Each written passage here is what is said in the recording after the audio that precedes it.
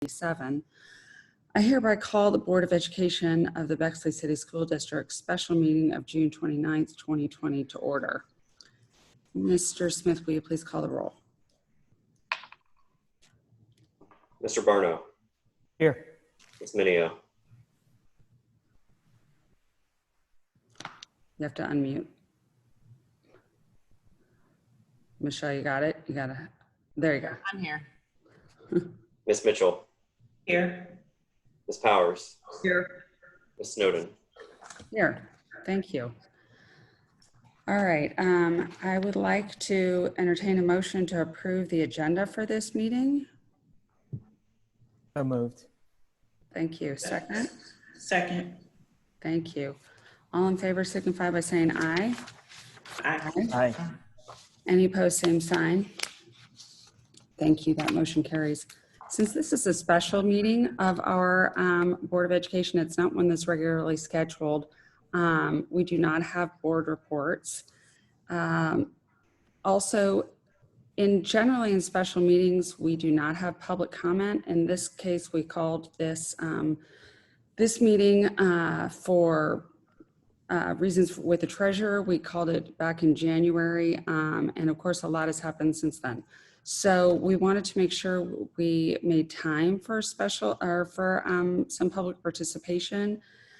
We're of course not required to offer public participation in any of our regular board members, but we do welcome the opportunity to hear from community members.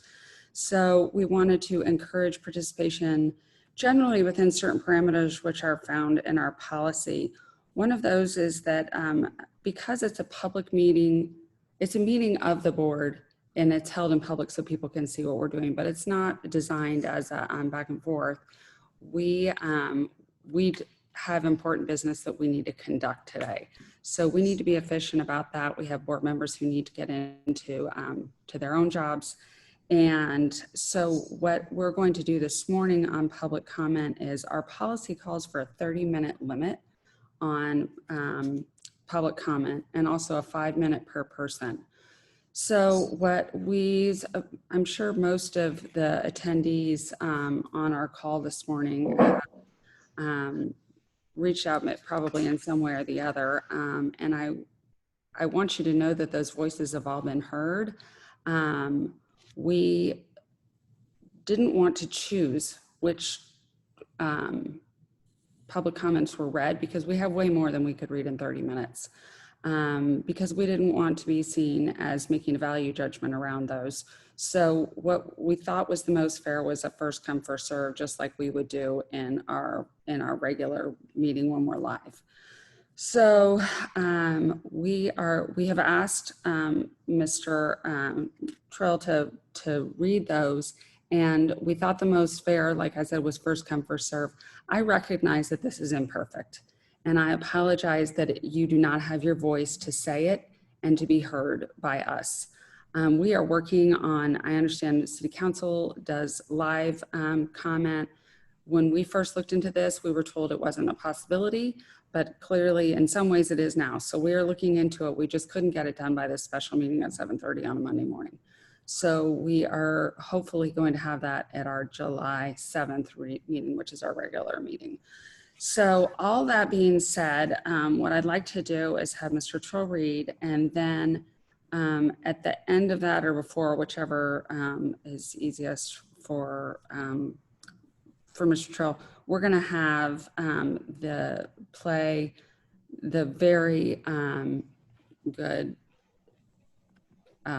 good video that was sent to us by our students, our theater student leaders, and we felt like it had so many voices of our community that it was a fair representation of public comment as well. So as I said, I understand this is not a perfect answer, and I apologize to people who wanted the opportunity to say their words themselves. I can assure you that we have all read everything that people have sent us. I have responded to everything that we've gotten. I think when I read through all the public comments that Mr. Trill sent us last night, I realized there were a few that did not get sent to me as an email. So I want you to know that those have been heard. So with that long introduction, Mr. Trill, if you can help us with public participation and public comment. Sure, I will begin. All right. First one is from Chris Schrimpf. Dear Board and Dr. Miller, I am writing to ask you to keep Ms. Reinhardt in her original position. She is one of the most talented teachers in the school district. The theater program has been a major source of learning for my daughter and has instilled a confidence in her that no other Bexley educational opportunity has. Bexley schools are exceptionally well funded compared to other districts. There is no excuse not to figure out a way to keep the theater program as it has been in recent years. This is especially true if athletics will continue as they have in the past or if athletics do not receive similar funding cuts. The board is elected to represent the community and the superintendent is hired at the discretion of the board. I believe that the community is loud and clear in its support of the theater program. I also believe that the board and superintendent could easily find savings elsewhere in the budget. Bexley prides itself on school and community. It would be a travesty if you cut this dynamic program over the objections of the community. Miss Reinhardt is one of the stars of Bexley's faculty. Allow her to continue to do her job. This next comment is from Miriam Shrimp. Hello, my name is Miriam Shrimp. I am going into 5th grade at Cassingham Elementary School. I am writing this letter because theater is very important to me. Theater is important to me for many reasons. My first reason is that theater helps me express feelings and emotion. The second reason is because I have become more confident since starting acting. Miss Reinhardt is the most creative and inspiring teacher I have had during my time at Cassingham. I believe other students involved with theater would say the same. My third reason is because of the people who I see and meet there. I like acting because my friends are acting there too, because I get to meet new friends and because I get to be with Miss Reinhardt. She is so great to be around and teaches amazingly. Miss Reinhardt is a perfect theater teacher and I believe she should teach theater full time. Thank you for your time and thank you for reading my email. Third comment is from Wendy Morton. To who it may concern, my son has been involved in the theater program in the Bexley School since elementary school. Not only has he enjoyed the challenge, social aspect, and artistic experience, but he has had other huge benefits. He has gained confidence, improved his public speaking, and memorization, all important skills going forward. Andrew is a top student and got a perfect 36 on his ACT. Theater has in no way disturbed his time for studying in general academics. In fact, I think quite the opposite. His artistic passion has given him direction and purpose. Please reconsider your canceling of the theater program at BHS. It is an important experience for our students. Thank you. Next comment is from Nikki Hurd Walker. I'm writing this letter to ask you to keep Miss Rebecca Reinhardt, Bexley's theater director, in her original position and maintain the funding of our theater program. Theater teaches kids leadership, how to interact with others, creativity, and makes them more confident. All things it takes to be successful in whatever field they choose in the future. It also teaches them how to speak up and use their voice. Theater and the arts encourage diversity and inclusive ideas. As we look at the world and our nation today, this is all so important. I would argue possibly even more important in today's age than math. As a mom of a rising second grader and incoming kindergartner in Bexley, I want my kids to learn these skills from an early age. I hope as the elected leaders in our district, you will choose to maintain the programs that help create well-rounded thought leaders who are capable of using their voice so that these skills can be used in the future for their own success and for the betterment of our world. Thank you. This next one is from Carrie. I do believe the last name is Doyaga. I'm sorry for botching that. I know these are tough times, but losing the arts is a loss to our community. A well-rounded education includes educating the whole child. The arts are a big part of educating a student. Music, theater, art, and gym help make connections to other subjects. To lose these would be a great loss to our society. As a citizen and parent in the city of Bexley, I urge you to keep these programs in place for our future generations. Thank you. This next one is from Michael and Heidi Ruckel. We are writing to encourage you to maintain the integrity of the Bexley Theater Arts program to the greatest extent possible while negotiating the current COVID crisis, including the preservation of Rebecca Reinhardt's position at the main school complex. As the parents of two theater participants, it would be easy to argue the merits of this program and the positive effects it has had on them individually, and we're certain you'll receive an abundance of letters to this effect. However, we like to offer a broader argument, suggesting that theater program acts as a glue that bonds disparate groups across the student body, creating opportunities for individuals who share no commonality to come together and create friendships that wouldn't otherwise exist. We ourselves were all students once and thus clearly understand how children and young adults end up parceled into subsets in which they best identify: musicians, athletes, academics, etc. These groups get further divided by age, race, gender, identity, and social status. Bexley Theater Arts across all these boundaries. We'd argue that no mechanism within our school works harder or more efficiently to create an environment that celebrates diversity where dissimilar kids can find common ground. Upon attending a Bexley Theater Arts program, one immediately sees the beauty and potential of our schools. On stage, backstage, and up in the sound room, the spectrum of our student community works in harmony to create something of significance. The short view is that we get entertained for a few hours, but the real benefit is that our kids come to befriend, understand, and respect individuals of all ages, backgrounds, and ability. If we agree on the above premise, we must also agree that it makes little sense to remove the heart of this mechanism, Reinhardt, from its epicenter at the main complex, isolating her at Maryland Elementary. We appreciate that you've made great efforts to cut costs from the operating budget while preserving as many services as possible, but hopefully this particular point can be reconsidered and a better compromise found. As a school board, you're facing challenges unlike any before. Thank you for continuing to thoughtfully move our district forward. We all understand that there are risks if the program proceeds this year. Please give equal consideration to the risks of not having theater given all the benefits it provides during these extraordinary times. Best regards. Okay. This one comes from Katie Roche. I am a concerned Bexley Improv theater parent. I believe in the power of theater and improv to change a child.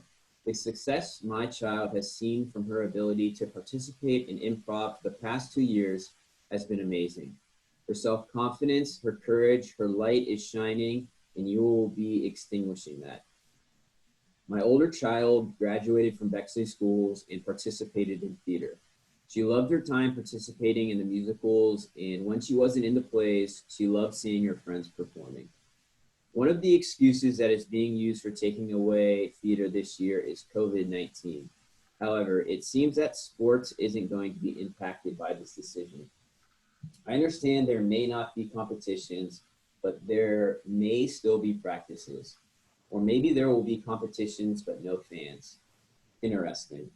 But theater is cut altogether, even theater classes. That's something I don't understand. Theater classes at the very least should be able to continue. Improv should be able to go on, even if things look different. Maybe you need to take a second look at the impact that theater has on kids as well as sports. Not every child is made to play a sport, but they succeed in theater and go on to gain a great deal from their time there. Oh, but maybe that doesn't financially help the school out as much as sports. I don't know. What I do know is that you aren't listening to Bexley theater parents, Bexley theater students, Bexley improv students, Bexley theater graduates. You decided this was an easy cut. Cut theater first. What comes next? Music, visual arts. The arts don't don't matter as much as sports. You are failing our students. You are failing Miss Reinhardt. If you begin to cut the arts in Bexley, you will lose the essence of Bexley. I am begging you to reconsider. You know the right thing to do. Theater belongs in Bexley. Do the right thing. All right, this next comment is from Annabelle Long. I am writing to address the termination of Bexley Theater Arts for the 2021 school year. First, I would like to say that Bexley Theater means so much to so many kids. From elementary, middle, and high school, hundreds of kids per year participate in the many productions directed by Miss Reinhardt. These are larger numbers than any school sport or extracurricular activity in Bexley. The shows are big as well. Many of my friends, kids from in and out of Bexley, have attended Bexley Theater Arts productions. My friends and I go together to attend all productions at least once. The shows are popular and a huge stream of money comes in with these tickets and the many candy grams. These funds help to keep theater going and encourage improvements and upgrades for our shows in the future. If you are dealing with so many budget cuts and having to make difficult decisions to keep everyone safe and keep the district running smoothly, and I gratefully appreciate that sacrifice. But there are many creative ways to bring in funds and bring down expenses. So many people would be willing to chip in and help save the theater department. If we just did a few fundraisers, it would show how much people cared about the theater department. We could get overwhelming sums of money for anyone who has been in productions in the past or have attended them. The amount of pushback you are getting from this decision alone should show you just how much people are willing to help. We could also get money from BEF or PTO, or maybe the Bexley Women's Club. We also don't have to be so extravagant in our productions. Bexley Theater Arts productions are known for being legendary in the sets, costumes, and stage effects. But we don't need any of those. The sets could be scaled down, the costumes could be brought from home in more inventive ideas.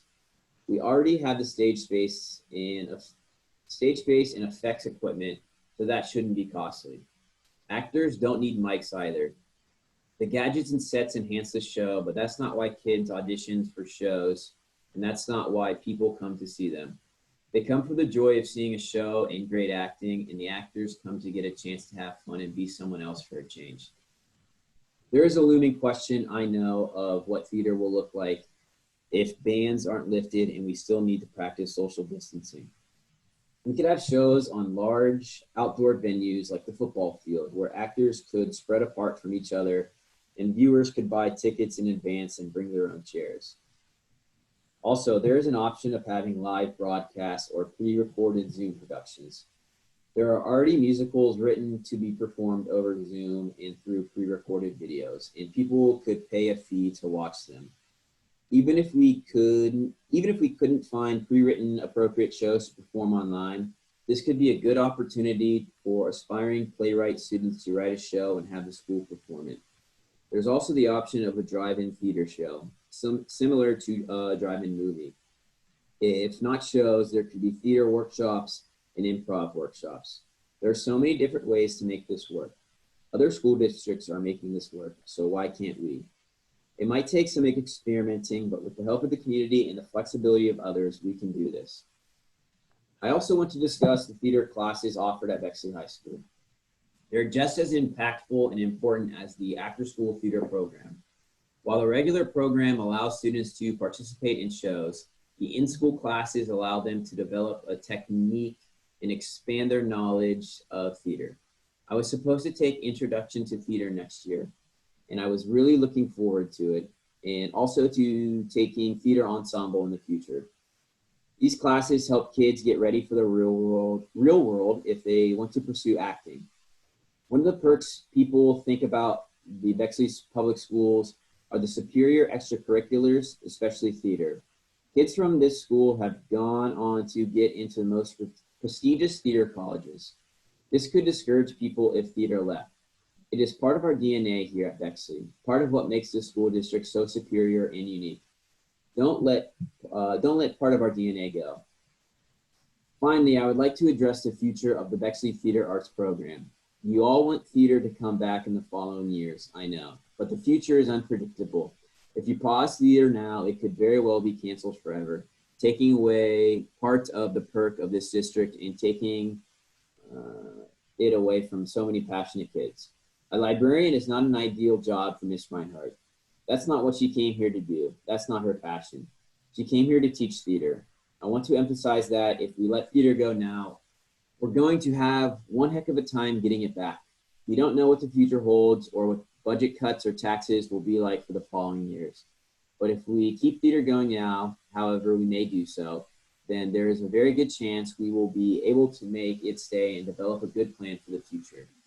In the end, if you all understand the district's financial situation better than I do, then you will decide what's right, and I understand that. Just please consider what I've said.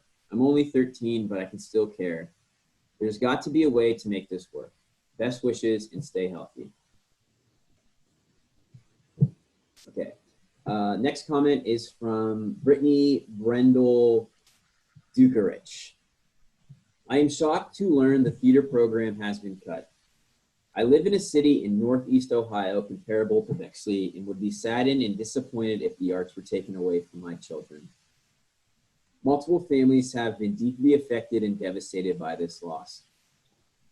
I urge you to find the funding and reinstate the program. Once Bexley begins taking these opportunities away from their students, it's a downhill slide, and you will see the city's values as a whole begin to deteriorate.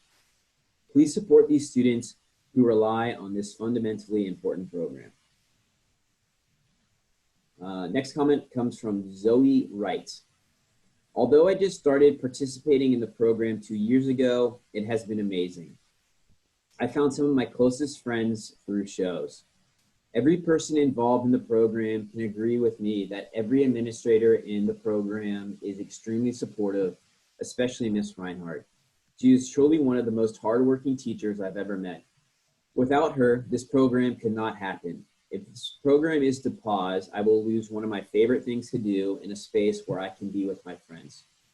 The theater program is a place where everyone can belong, and it always has been. And next one is from Nikki Johnson. My name is Nikki Johnson, and I am the proud parent of a recent Bexley High School graduate and a current sophomore. I write to you again to publicly express my plea to sustain the arts programs in our strong teachers, directors, musicians, and mentors who've led them. My children would simply not be the learners and leaders they are today were it not for the arts at Bexley schools. Beyond the strong body of research that demonstrates a correlation among right and left brain function, literacy, learning recall, communication, leadership, and creative thinking skills shaped by music and theater activities, I'm also especially mindful of the mental health benefits associated with creating and performing in community with others. The arts are an essential and healthy coping mechanism for so many, and in this moment of sustained uncertainty and anxiety, we look to the arts to get us through. Our children need this. We need this. I write specifically on behalf of Bexley Theater and its director, Rebecca Reinhardt. I ask that you keep Miss Reinhardt in her original position and allow theater to go on creatively, albeit different, for the sake of health and safety, and for the sake of innovation and reinvention, After all, a core competency we teach is adaptability and nimbleness.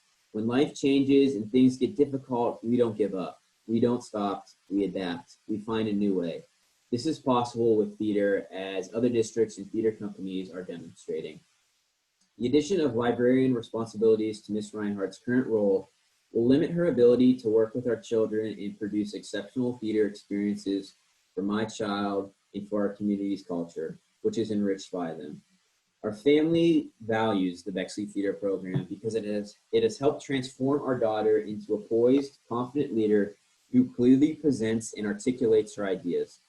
It has inspired her to work with students who are younger and less experienced than she, to lift them up and help them find their confidence in their voices.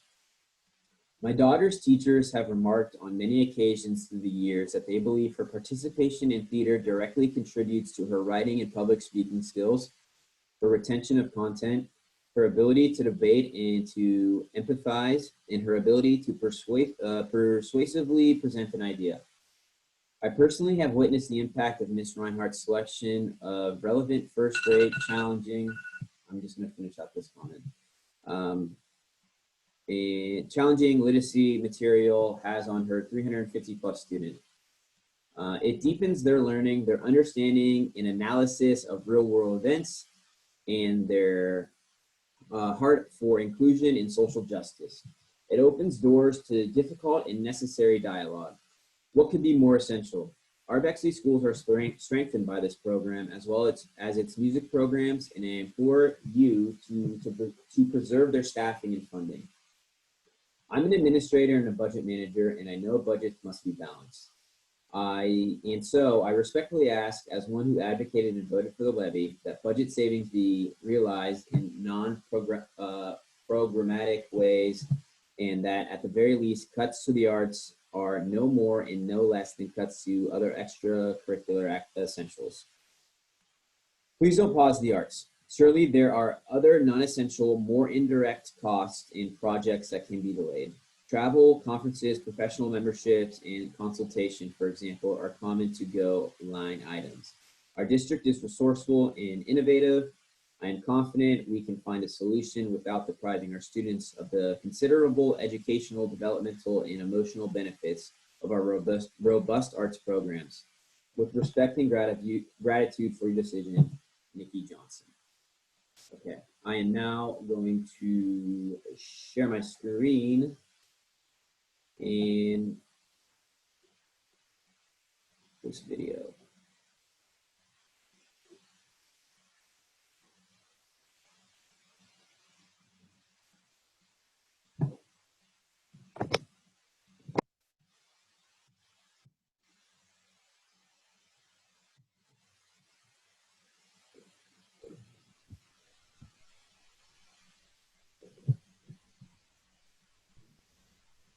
Tyler, can you get the sound on? Can you hear that? No. No. You have to No. share the sound also. Well, all right. I've never done this, so. No. When you're in the screen to share the document, there's a separate thing that asks whether you want to also share the sound. If you can see it there. I think, is this working now? No. No. All right. No, you have to go back and start again with sharing your screen, and there's a piece there that permits you to share the sound.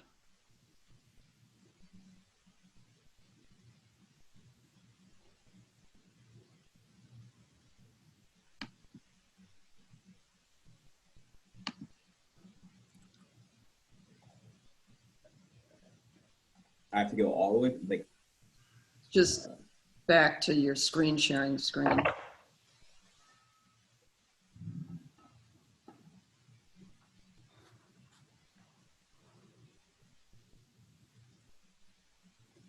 sorry, folks.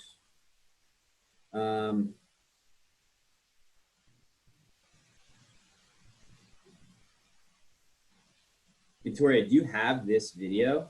I can't share from here, and I don't have it loaded up on my screen, but I mean, I can give you the ability to share. That's why I was asking. I don't have it. I have here- it. Oh, I see. I see it. I see it. I don't have it. it. I think I am Bexley Theater Is Arts. this working now? Yeah. Yep. Yes. I'm Bexley Theater Arts. Great. I'm I gonna am start Bexley this. Theater. Thank you.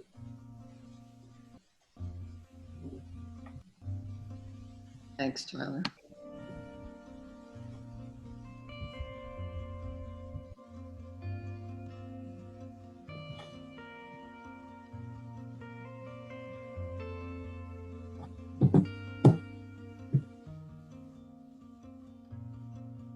We are Bexley Theater Arts. I am Bexley Theater. I am Bexley Theater Arts. I am Bexley Theater Arts. I am Bexley Theater Arts. We are Bexley Theater Arts. Hey, this is Josh Radner. I graduated from Bexley High School in 1992. I'm a professional actor and a director and a writer and a musician. If not for the Bexley Theater program, I wouldn't be doing any of that for my career. I started acting at Bexley High School on the stages. I understand there are cuts to the program, to the classes, and I believe the productions. And I just want, I'd like you to ask yourself why, when there are budget cuts, the arts are often the first to go. This is very personal to me. I believe in art. I think it's as essential as air, water, food, and shelter. And when you take art away, especially from kids, you're taking away something of a soul-nurturing thing for them. And we have to ask, what does it mean to be a human being? What does it mean to be an educated human being? And I think the arts are essential in this regard. And 2 years ago, I starred on a show on NBC called Rise. That was all about a public high school theater program, and it was also being threatened with being shut down and budget cuts. We were canceled by NBC, and I think it was a great mistake, and I'm urging you not to make the same mistake here. Thanks so much. I am Bexley Theater Arts. I am Bexley Theater Arts. I am Bexley Theater Arts. I am Bexley Theater Arts. I am Bexley Theater Arts. I am Bexley Theater Arts. I am Bexley Theater Arts. I chose what I wanted to do for the rest of my life based on Bexley Theater Arts. It's a staple in this community, and it's something that everyone, including myself as an alumni, looks forward to. It teaches empathy, which is something the world lacks. And empathy is probably the most important quality someone can have, is to be empathetic of others. Bexley Theater Arts gave me friends that I know I'll love forever. It gave me a sense of belonging. And to potentially take that away from others is, for lack of better words, cruel. If you think I'm being overdramatic, I'm not. I'm just being passionate. And that passion is something I learned from Bexley Theater Arts. I am Bexley Theater Arts. I am Bexley Theater Arts. We are Bexley Theater Arts. I am Bexley Theater Arts. We are Bexley Theater Arts. I am Bexley Theater. We are Bexley Theater Arts.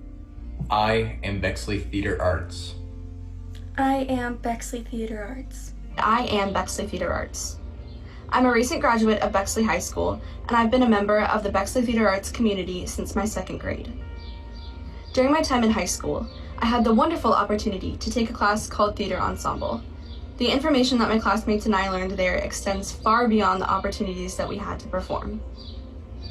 In addition, I am proud to announce that next year I will major in musical theater at New York University, and I am 100% confident that this would not be possible without the resources provided to me all throughout my experience at Bexley, especially through the support of the wonderful director, Rebecca Reinhardt.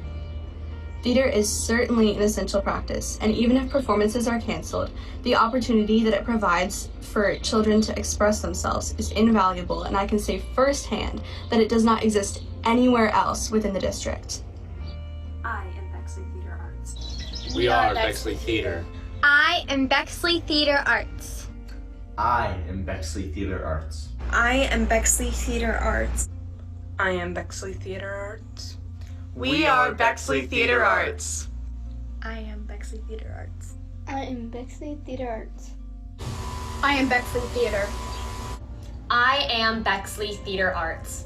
Without Bexley Theater Arts, I wouldn't have been able to attend my dream school of New York University's Tisch School of the Arts, where I got my degree in drama, and to this day continue to further my passion for theater and all of its wonderful craft. I am Bexley Theater Arts. I am Bexley Theater Arts. We are Bexley Theater Arts. I am Bexley Theater Arts. I am Bexley Theater Arts. We are Bexley Theater Arts. I am Bexley Theater Arts. I am Bexley Theater Arts. I was in high school. I was brand new to Bexley. As we know, it's bubble. It's very hard to break into, and the theater department gave me everything that I needed to be welcomed. It gave me friends, it gave me a hobby, it gave me life, it gave me creativity, and it gave me a mentor in Rebecca Reinhardt when I was brand new and I didn't have one. And I have to say that I'm utterly astounded, disappointed, and surprised that Bexley is considering canceling its entire theater department. I think you're going to be doing a huge disservice to your students and to people like me who found a home at Bexley because of the arts. Once I graduated Bexley, I went on to study theater in college purely because of this program and because of Reinhardt. And I was very, very successful because of her recommendation and because of the experience the theater department gave me. I went to school just outside of New York at Drew University in Madison, New Jersey, where I did countless internships and performances and stage managed in New York City before the age of 22. I then graduated Drew University and moved to DC, where I am a freelance stage manager and educator for theater arts, inspiring people the way that Rebecca Reinhardt inspired me. We are Bexley Theater Arts. I am Bexley Theater. I am Bexley Theater Arts. I am Bexley Theater Arts. We are Bexley Theater. I am Bexley Theater Arts. I am Bexley Theater. I am Bexley Theater Arts. I am Bexley Theater Arts. I am Bexley Theater Arts. We are Bexley Theater Arts. I am Bexley Theater Arts. I am Bexley Theater Arts. I am Bexley Theater Arts. I am Bexley Theater Arts. Hi, my name is Kara Hiller. I went to Bexley High School from 2001 to 2005. I participated in a theater program all 4 years. I was the co-president of the Thespian Club my senior year, and I went to college at NYU Tisch for theater. And the theater program at Bexley meant the world to me. My best memories from high school are of the time I spent in the theater program and the friends that I made, and I would have been so heartbroken if that had been taken away from me. And I really hope the program can stay alive. We are Bexley Theater Arts. I am Bexley Theater Arts. I am Bexley Theater Arts. I am Bexley Theater Arts. I am Bexley Theater Arts. I am Bexley Theater Arts. I am Bexley Theater Arts. I am Bexley Theater. We are Bexley Theater Arts. I am Bexley Theater Arts. Me too! I am Bexley Theater Arts. I am Bexley Theater Arts. I am Bexley Theater. I am Bexley Theater Arts. I am Bexley Theater. We are Bexley Theater Arts. I like Bexley Theater Arts. I want to have shows this year. Please help us ensure that Bexley Theater Arts can happen next year. And years to come. You can help us by joining our email campaign.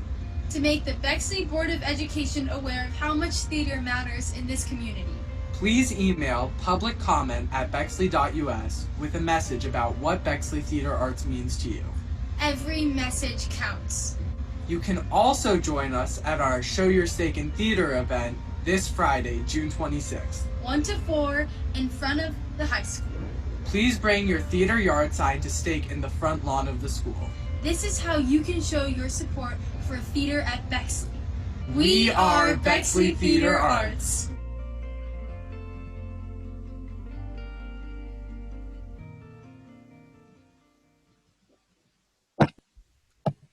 Thank you, Mr. Trell, for sharing that with us.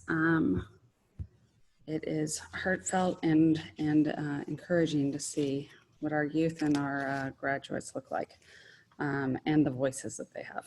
So thank you very much. We do need to move on now for the business section of our meeting.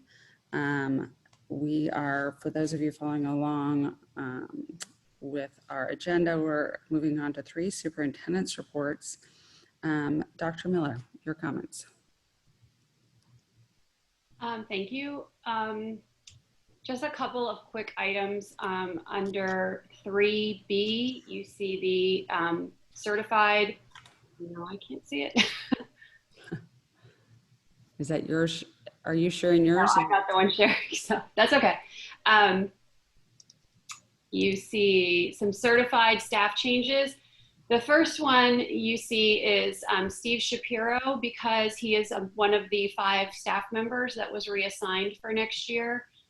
He now, rather than being a full-time coordinator of experiential learning, will be teaching 6th grade social studies.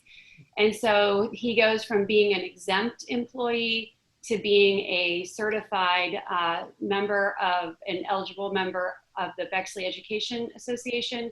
So you will see where his pay is. You will note this is higher than what his contract would have been under exempt status, but this is where he would be on our teacher salary scale. And so you'll notice that, that change. Also, Haley Shaw was with us as an intervention specialist. She was fulfilling a finite contract, but she is going to be with us on a regular limited contract next year. So we're very happy to keep her with us. So nice to have her again. And then under classified staff, we are, Mr. Banks retired, but we are wanting to bring him back on in that logistics coordinator position. You'll recall that we eliminated his other position, replaced it with this one, and took out the supervisory duties. And so this is a savings of about $15,000. And so, but we're happy to keep Mr. Banks with us. And then also Mr. Stewart, Ed Stewart, one of our bus drivers, is retiring. He's been with us since 2003. So we wish him the very best and a very long and happy retirement. Under exempt, this connects to the hiring Steve or moving Steve into a teaching role.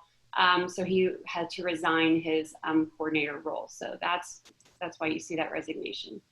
And then you also see a couple of academic supplementals. I just want to point out, Karen Kelly was the building tech advisor for Cassingham Elementary. She went on maternity leave.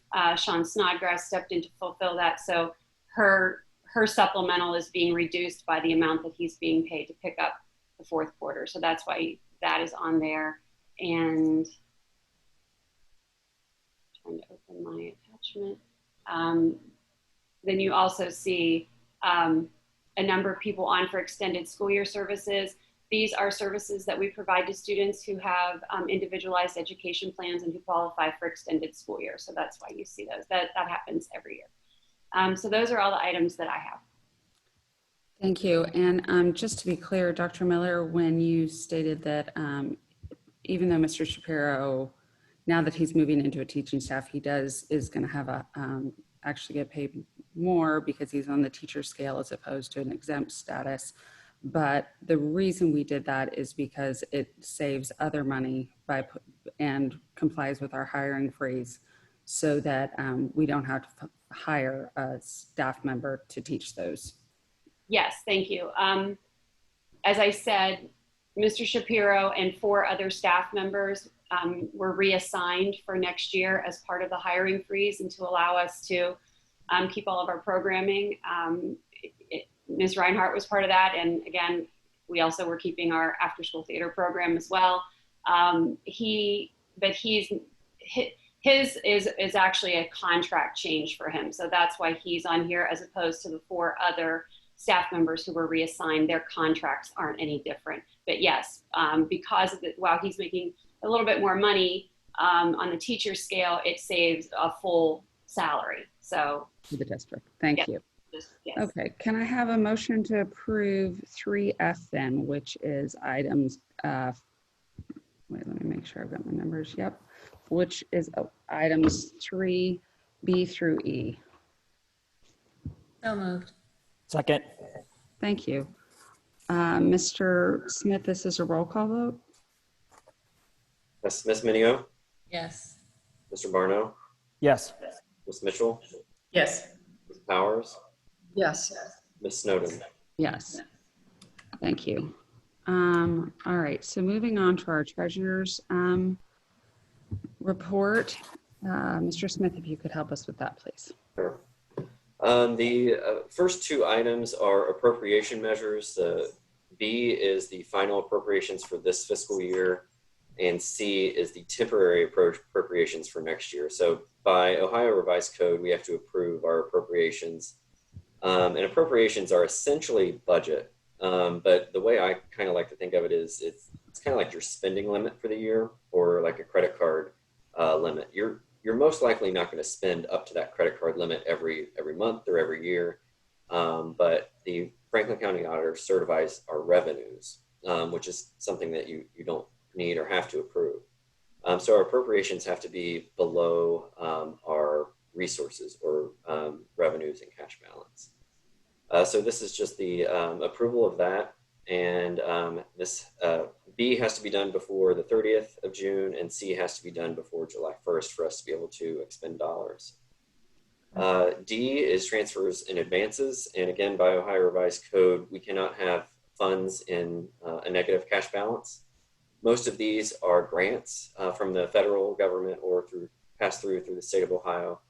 And the way grant funds are done is essentially we spend and then get reimbursed for the dollars. We can't have cash on hand from federal grants more than 5 days. So to avoid that risk, I just do a reimbursement.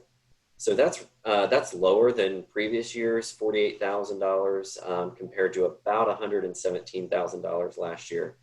Kind of due to timing, the federal government and state relaxed a little bit of those requirements and allowed us to advance some funds.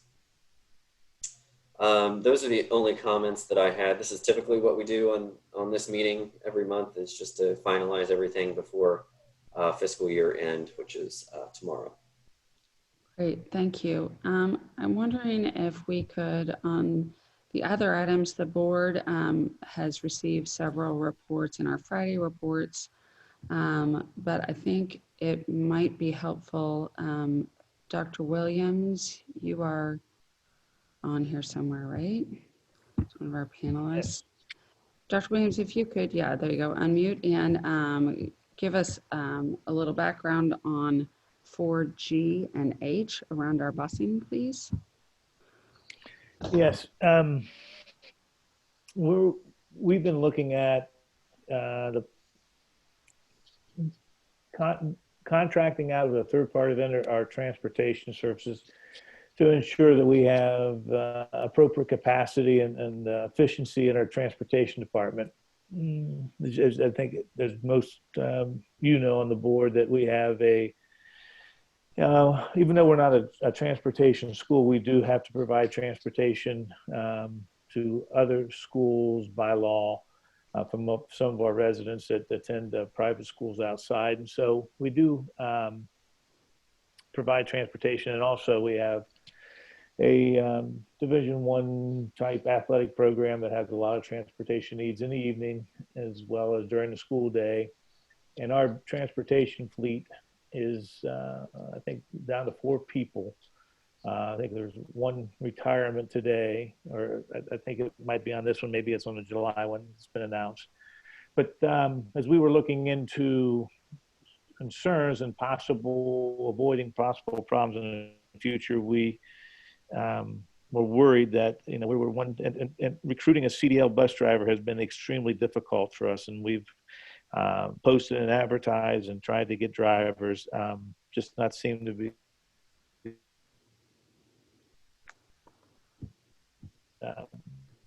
applying for these type of jobs. And so we are, from an operations point, we're at one termination, one resignation, one retirement, one driver away from having a major problem. So what we have to do, we subcontract out a lot of our services already with Peterman and other bus vendors. And and that's fine, and we do that to make sure our transportation needs are being met for our students. But one of the problems is that we're not a primary, we don't have a primary relationship with Peterman, these other third-party vendors. And so while we have, they've been able to meet our needs, we're not their first priority. and we thought it made more sense to put everyone together and have them manage our transportation service for us to ensure that. I don't think we've looked into it. We did a lot of negotiation with them to try to keep prices similar to what we're spending right now. We're happy that we could find that negotiation was fruitful. And part of that negotiation too, we realized that even though we're small in fleet, that we took steps to keep our drivers employed. They would keep our drivers at the same salary they were making now. Their daily routes would be increased from 4 hours to 5 hours, meaning sometimes if there's not a field trip, for example, and a route would end in an hour and a half, 2 hours, they were guaranteed a minimum pay of 4 hours. Now that minimum pay has been increased to 5 hours. The retirement contributions remain the same, and so we basically were able to give everyone a position should they want it. I guess we'll find out. I think there's a meeting tomorrow between our bus drivers to find out where this meeting goes today, and an update, and where they want to move forward with this or not. But I know I'm kind of giving you this has been going on for about 10 months worth of information here. But if I were just going to summarize again, yes, to increase our efficiency and capacity, we think it's the recommendation that I'm making to Dr. Miller and thus to you, is that we hire a third-party contractor to take care of our transportation needs. Thank you. I appreciate you going through all that. I know that you have put a lot of work into it, and I appreciate that as well. And I think we're focusing on the needs of our students in our community, and that's what needs to be done. So thank you. Does anybody have any questions for Mr. Smith or Dr. Williams on any of the items under 4? I do. So I have a couple of questions for Dr. Williams, if I could. Dr. Williams, you talked about the 4 current district drivers that we have. They are going to be offered employment with Peterman. And right now, is that correct? Yeah, should you accept this recommendation, they would be offered employment, driving our buses, driving our students. Nothing would really change if they accepted the position with Peterman. And right now they're guaranteed, from my reading of the contract and my understanding, right now they're guaranteed at least 4 hours per day. Under the Peterman contract, they would be guaranteed at least 5 hours per day, correct? Yes.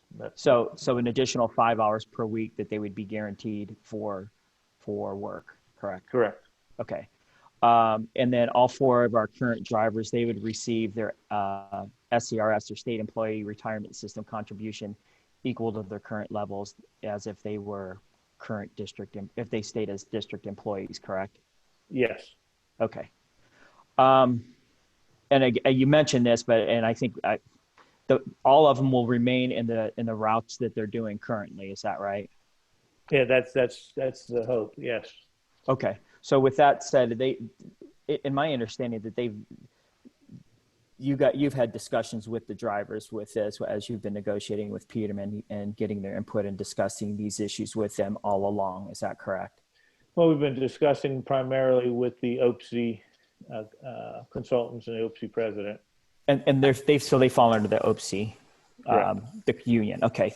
One last question that I have, and this was just something that as I reviewed the contract and went over it during the weekend, aside from an increase in guaranteed pay and their equal benefits through SCRS, there is it my understanding, I believe it's under Section 10, that their disciplinary record, any disciplinary record they have will not carry over. So basically, if any of our current 4 drivers have had any disciplinary issues, those will be the slate will be wiped clean. So they'll start as employees of Peterman with a clean slate. Is that right? That's correct. Okay. All right. I just wanted to make sure before before voting. And obviously I appreciate getting the contract and being able to read it and look at some of these things and some of the concerns that I had that I know that are some of the concerns of some of the residents, that they're never going to see these bus drivers again. But my understanding is that they would be keeping these same routes. So thank you. I appreciate it. You're welcome. Thank you. Anybody else? I appreciate those questions. They covered the questions that I had. So thank you, Mr. Williams and Mr. Barno, for going through those. Okay, then hearing no other questions. I'm coming, sorry. Oh, you got on mute. I had to unmute, yes. So Dr. Williams, thank you again for your report. I think when I look through my checklist of things that I think about in a decision, you covered the benefits to our students, be it the ones who are transported outside the district, as well as our extracurricular students and our IEP students. You kind of clarified the benefits to the staff, how this contract is looking out for their continued, so that they continue their benefits and they're not losing out on anything there. So I appreciate that. And then I think you kind of covered the highlights of the benefits to the district. So I really appreciate the information that you've shared. Thank you. You're welcome. Anyone else? Okay, hearing none, may I please have a motion to approve items 4B through H? So moved. Thank you. Second. Thank you. All in favor signify by saying aye. Aye. Aye. Any opposed, same sign. Thank you. That motion carries. So we are now moving on to our staff and student learning reports. And let's see, Sabraham, are you here? I'm gonna I said I would just go over it. She's here, but Great. this is the only thing is a contract with Edmentum. They're the provider of Study Island. It's an online reading program that we use. And so it's coming to you because it's over $25,000. Some smaller programs, we don't bring those to you, but this one's over $25,000 and it's a 1-year contract. As we continue to face a year where we may have some distance, what we're being told that we should be prepared for that. We really want to keep this program in place. So that's all it is. Great. Thank you. Does anybody have any questions for Dr. Miller or for Ms. Abraham, who's here? I don't have any questions, but I did have a comment. One of the things that in my 6+ years on the board, one of the things that we used to struggle with is getting things before us that are over $3,000, and we're asking for retroactive approval. So I very much appreciate getting stuff in advance now and I appreciate that has been the norm now. And I've complained about it in the past when we weren't getting those and having to retroactively approve it. So when I complain about something and then it gets fixed and it comes before us before the contract is actually taking place, I want to make sure that I commend everybody for getting that into place and getting that process streamlined and efficient. So we're not looking at contracts retroactively or approvals retroactively. And absolutely in the last couple of years, that has improved greatly. So I wanted to commend the administration and Ms. Abraham for doing that. Thank you. Thank you. Any other comments or questions? Okay, then all in favor of approving let's see, Mr. Smith, do we need to approve our purchase agreement or is it? Yes, you would. Okay. Oh, I see it under here on the 5C. Okay, all in favor of approving item 5B, please signify by saying aye. Aye. Aye. Aye. Any opposed, same sign. Did we need a motion? I'm sorry, I didn't get a first or second on that. Oh, I'm sorry. Okay, thank you. Can I have a motion to approve item 5B? So second. Thank you. All right, now can I have everybody in favor signify by saying aye, please? Aye. Aye. Thank you for your patience with me. That motion carries. All right, so now we are moving on. Sorry, I'm trying to negotiate the screen that's not mine to capture. So going back to mine, we are now moving on to items for board discussions. So I just want to be clear for our public that what we have on, you can see listed under budget cut amendment, is a proposed resolution that I drafted for board discussion today that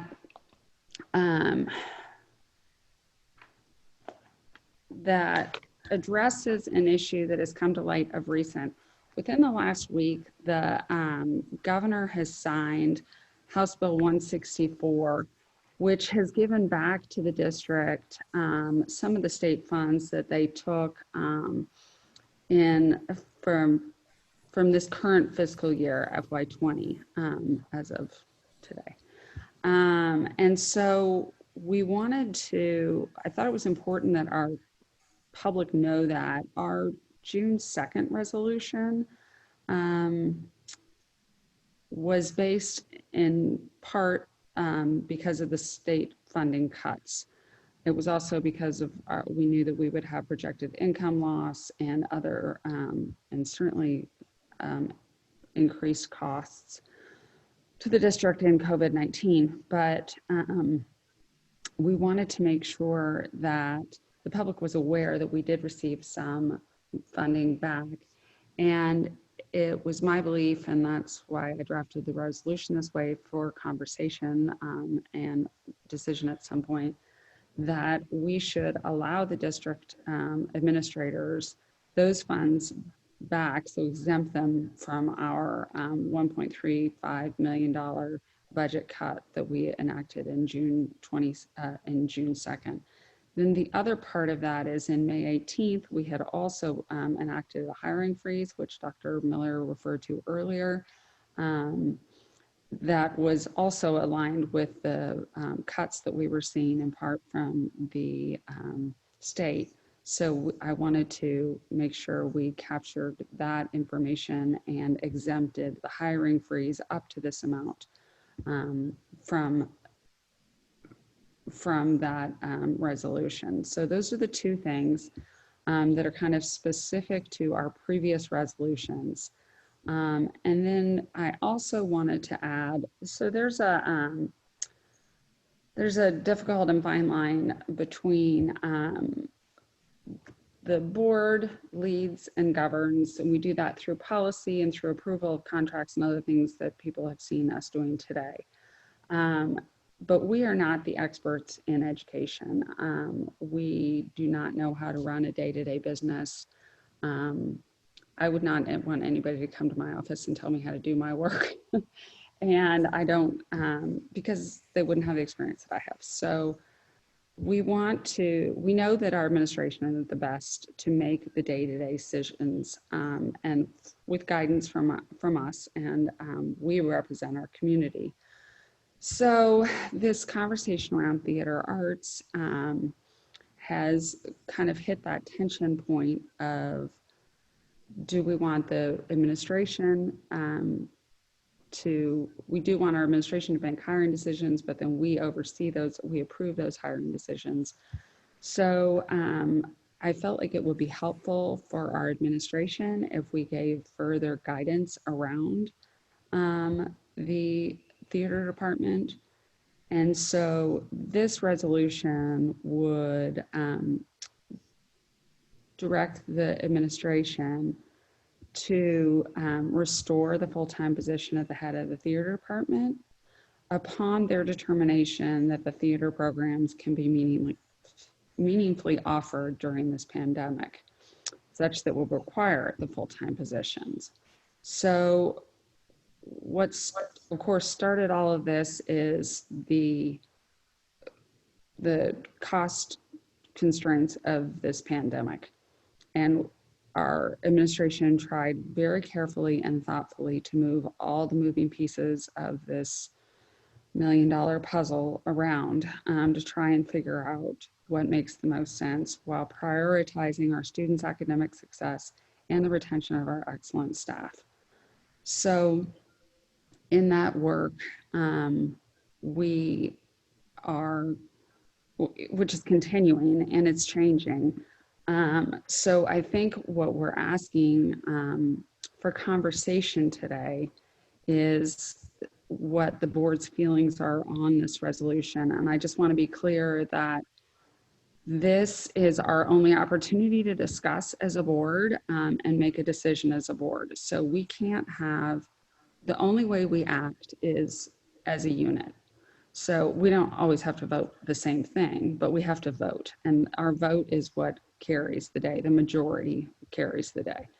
So we need the opportunity to discuss this in public, which is today, and also hear from our community, which I feel like we have done in spades in the last week or two. So my thought is for you board members that we would discuss this today, and then because this resolution would require the administration to make a determination that the theater arts program can be meaningfully offered during a pandemic, Dr. Miller will need to have some, and Ms. Abraham and Dr. Williams, that leadership group is going to have to talk to Ms. Reinhardt and understand what kind of programming could be offered. Thankfully, I've heard from many of our community members with some fantastic ideas about how theater arts might go forward, even if we aren't allowed to meet in public and together. So I would encourage, as we go forward with this, I would encourage the energy of our theater arts parents and students to kind of put your collective heads together and see with Ms. Reinhardt and see what could be meaningfully offered during the pandemic that would require a full-time position. So that's the conversation that we're looking to have now. If we will not vote on this today, I want to have the conversation and then give the administration and Dr. Reinhardt the time to be able to make that determination. That being said, we're moving quickly, frighteningly quickly toward fall. And so I want to rehear this again. I'll put it back on the agenda for our regularly scheduled July 7th meeting. So that's all I have to say about this. Would anybody else like to comment anything on this resolution? I'll start.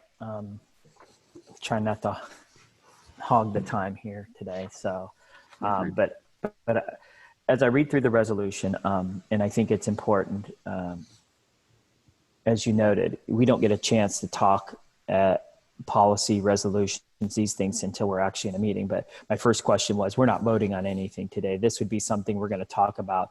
And if we can come to some kind of idea of our direction, that there would be a resolution drafted for our regular meeting on July 7th. Is that correct, Ms. Snowden? That's correct. Okay. So as I review this, I appreciate the unique nature of what this resolution is. Normally, we're not directing the administration of hiring and what to do, but with the unique situation of what's going on and the unique situation of our district, that we do have a full-time theater position. That's Ms. Reinhardt's position, but it's not about her specifically, although she's fantastic, and I have firsthand knowledge of that with my daughter. But the resolution, I appreciate reinstating her to the full-time position, because that is the job that she was hired into. And I know that a lot of other people and a lot of other staff and teachers are making sacrifices and doing things that maybe they weren't thought that they would be doing this year. But with that said, this is the full-time theater position that was created, I believe, about 10 or 12 years ago. I'm not really sure. With that said, part of my understanding of some of the decisions that were made were not only financial, but the realities of what the theater season will look like. And I know that this has been noted in some of the emails from the community and from Dr. Miller about how they've been working with Dr. Williams and Ms. Abraham and Dr. Miller working with Ms. Reinhardt on what it would look like with all the different scenarios that we're looking like. So I appreciate that work too, and trying to work and be creative as we've been asked to do. And I appreciate all the board as well, trying to look into this. My suggestion to add to this is under, and I don't know if it would be a separate, be it further resolved. This is under where we talk about the full-time, restore to the full-time position, is right now our fees for our theater are $25, a one-time fee for the entire year. I think that considering not even before the pandemic, some of the things that we've looked at is increasing fees for pay to participate in athletics. I think that we should consider adding to this part of the resolution that our pay to play, or our pay to participate, I should say, for theater productions would be increased. My thought was from $25 to $100 for the first production and $50 for each subsequent production, with a cap of $200 fee per family. That, I think, kind of, especially with the discussion that we've had about reinstating her to the library, or putting her in the library, in bringing in an aide or an additional librarian, this will help offset the cost. And again, with this resolution only being for the next year, we could revisit those fees again. But I think that that's an appropriate creative solution that we've been asked to consider. And I think that that's also appropriate to help offset some of the budget shortfalls that we've had, and allows if next week, if this is a resolution that the board agrees to, that it also provides some, again, creative ways to increase some of the funding that maybe we would have as a shortfall in having to, if we reinstated her into her full-time position. I think the thrust of this is to make sure that she's in that position. And I think that's what our public has talked about. But I also think that it is appropriate, as many emailers and people that I've had personal discussions with think that is something that we can talk about. I even think, and not to address specific public comments, but it is some of the thoughts that some of our public comments talked about is creative ways to raise funds for the theater department. And I think that the students that participate in it, increasing that fee would be appropriate. It would also, and as we did with the athletics, and I pulled up the old resolution, in the pay to participate, where we specifically note in the resolution, and I would like to add this: it is important to note, no theater student will be denied the opportunity to participate solely for financial reasons, and as is done in pretty much most of our participation extracurriculars, that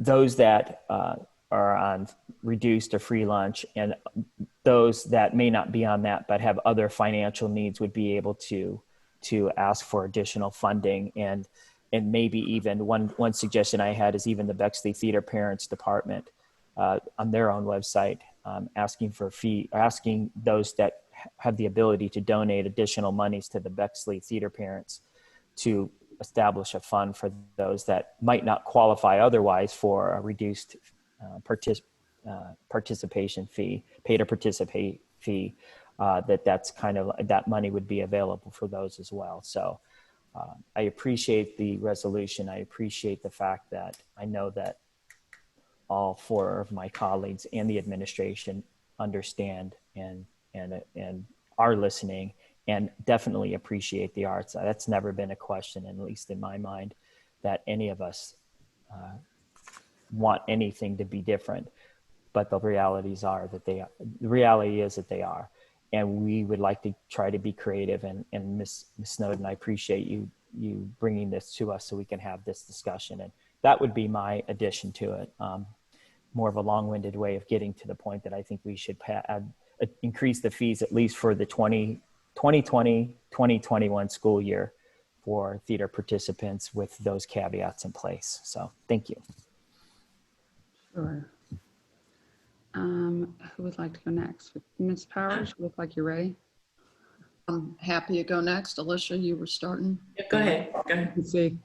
I appreciate it. And I appreciate Mr. Barno's comments and Ms. Snowden bringing this to the board for us to have this important discussion. I support the resolution. Theater has been a big part of my children's education here at Bexley. My sons, Graham and Simon Horn, were both heavily involved in the theater department and gained a huge amount from that. But I can see that from the public comments and from everything that we know here in Bexley and from the communications that we've received, the actions of the activities and input from our community shows that theater is highly, highly valued in Bexley, and we have a very special programming here that isn't replicated in other districts. I believe that we've heard a lot, and I already believe this to be true, that our theater department under Ms. Reinhardt's leadership has been a home for many students who seek creative outlets, seek to learn about their own identity, seek confidence, friendship, acceptance, support, and empathy. Those are some of the things that were talked about in the video that we showed this morning, and that are included in the comments and that I've seen personally in our students. I agree with Mr. Barno's comments that the district, when addressing budget cuts, tried to align savings with activities that would likely be dramatically curtailed by the COVID-19 pandemic. And that is a reasonable approach. I think we have learned that creative solutions are available to provide theater programming with the reinstatement of Becky Reinhardt to her usual position, leading the theater department. I understand that Ms. Reinhardt, Dr. Miller has shared with us that Ms. Reinhardt has provided a plan for doing that, and I'm grateful that the conversations with Dr. Miller, Mr. Williams, and Ms. Reinhardt will continue. I'm hopeful that by the time we act on this resolution in a week, next week, that the language about limiting the resolution to the administration's determination that theater programs can be meaningfully offered during the pandemic, such as would require a full-time position to execute said programs. Things are changing, I know that. I'm hopeful that, but we'll patiently wait to find out whether those decisions can be made so that when we act on this resolution, we will actually know whether the administration will have made, that the administration has been able to make that determination. I appreciate Mr. Barno bringing up the the proposal for increase in pay to play, pay to perform, pay to participate. I think it's one of the many creative ideas that have come forward, and I think it will possibly warrant further, consideration in addition into the resolution. I believe that reinstating Ms. Reinhardt to her theater position is made possible because of the return of $224,000 to the district by the state. I'm incredibly grateful and watched House Bill 164 very closely as it proceeded along, understanding that that would be the impact on our community. We originally, as I think the community understands, made a decision to reduce our budget expenses for next year, and the resolution that we passed at our June 2nd meeting, in light of a $635,000 cut to our 2019-2020 budget and the anticipation of significant income tax reductions and further reductions by the state going forward.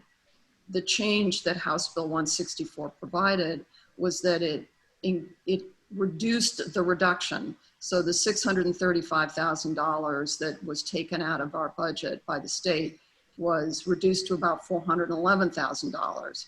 So $224,000 came back to us. One of the ways that our hiring freeze helped us save funds for next year was that there were funds in our budget for hiring new teachers. If we were to resolve to, as set forth in this resolution, to ask for the reinstatement of Ms. Reinhardt into her role in the theater, it's my understanding that that would put into place a series of events that would cause us to hire, that would cause the superintendent and the board to hire a second grade teacher. And that requires us to lift the hiring freeze. This is all just by way of explanation that the change that we're talking about right now, as I understand it, would increase spending by the cost of a second grade teacher. It doesn't have to work that way, and I know Dr. Miller will make it work, you know, in whatever way is most appropriate. But that is my understanding of a solution, and that the amount of money that was in our budget for hiring new teachers was round number $84,000 per teacher hire that had been budgeted prior to our change in our late May meeting, putting on a hiring freeze. So I believe that what we are talking about is the potential use of about $84,000 to hire a teacher so that Ms. Reinhardt is not reassigned to a library position, where I believe it was hoped that that would give her at least some time to do after school programming. So the numbers that we're looking at are still just estimates for our budgeting. They can still change, and there's nothing certain. I support removing Becky Reinhardt back into her regular job. I support taking the steps that are required to do that. I also support using, you know, the use of some of that $224,000 that's come back to us for additional cleaning and PPE needs and those kinds of things. I'm very grateful for the sacrifices that all of our teachers who are being moved are making. It's really difficult, and it's incredibly important to our schools. I'm very grateful for our community's thoughtful guidance and input. And I'm also really grateful for the flexibility of our leadership at this time to continue to be willing to constantly adjust to what we are facing. I'm very, very grateful. That's what I have at this moment. Thank you. Ms. Snowden, I also support the resolution, but I don't support the language that we place the onus on the superintendent. And certainly just allow me to clarify. I understand that our job is not to direct the day-to-day. But as we also see and understand the impacts of, I think we have to share the lift, if I'm honest. If we, the five of us, say this is a value of ours, it's also a value of our community, then in this one particular instance, I think we step in and say, Dr. Miller, please do this. Because what we don't know, the decisions that we made on June 2nd, May 18th to June 2nd, were the known factors that we had at the time. Mm-hmm. In 1 week, we have had, I don't think I've ever been more excited to see $224,000, right? So in 1 week, what we knew on June 2nd has completely changed, and is reshaping how we make a decision. But I do not support expecting our administrators to own a decision that ultimately we're making and implying or providing guidance. I just think this is a space where we step in and say, you know, we wouldn't have made this decision if it weren't for the fact of COVID-19. And even in the past week and a half to 2 weeks, what I've appreciated was the tremendous amount of thought that went into, as a theater community, what sort of programming they not only could or would participate in. And I know that behind the scenes, what the rest of the community may not have realized was that Dr. Williams and Dr. Miller and Ms. Abraham were working day and night, probably, figuring out ways to do the very same thing. And not just in theater, but in all of our programming. How do we create meaningful experiences for students? So that work was still going on.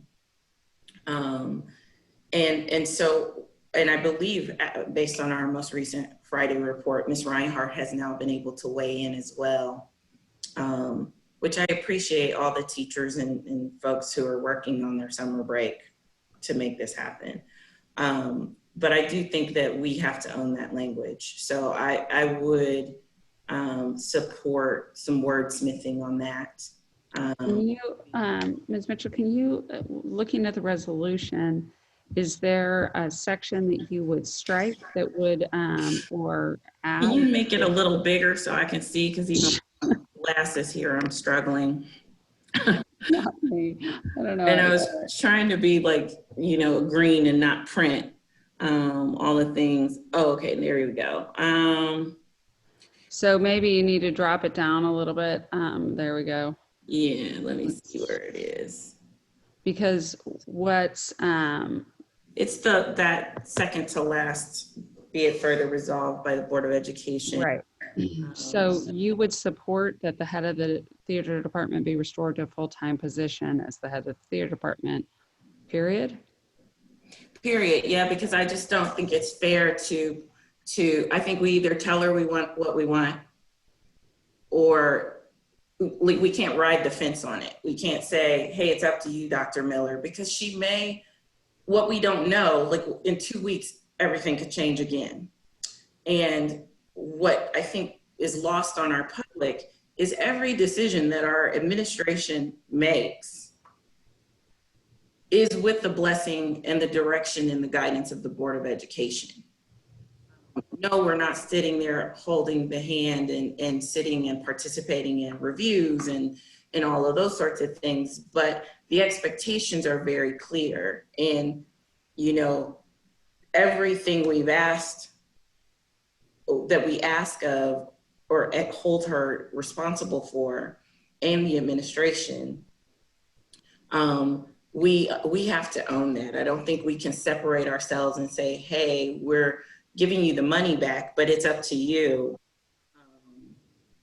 if you find it meaningful.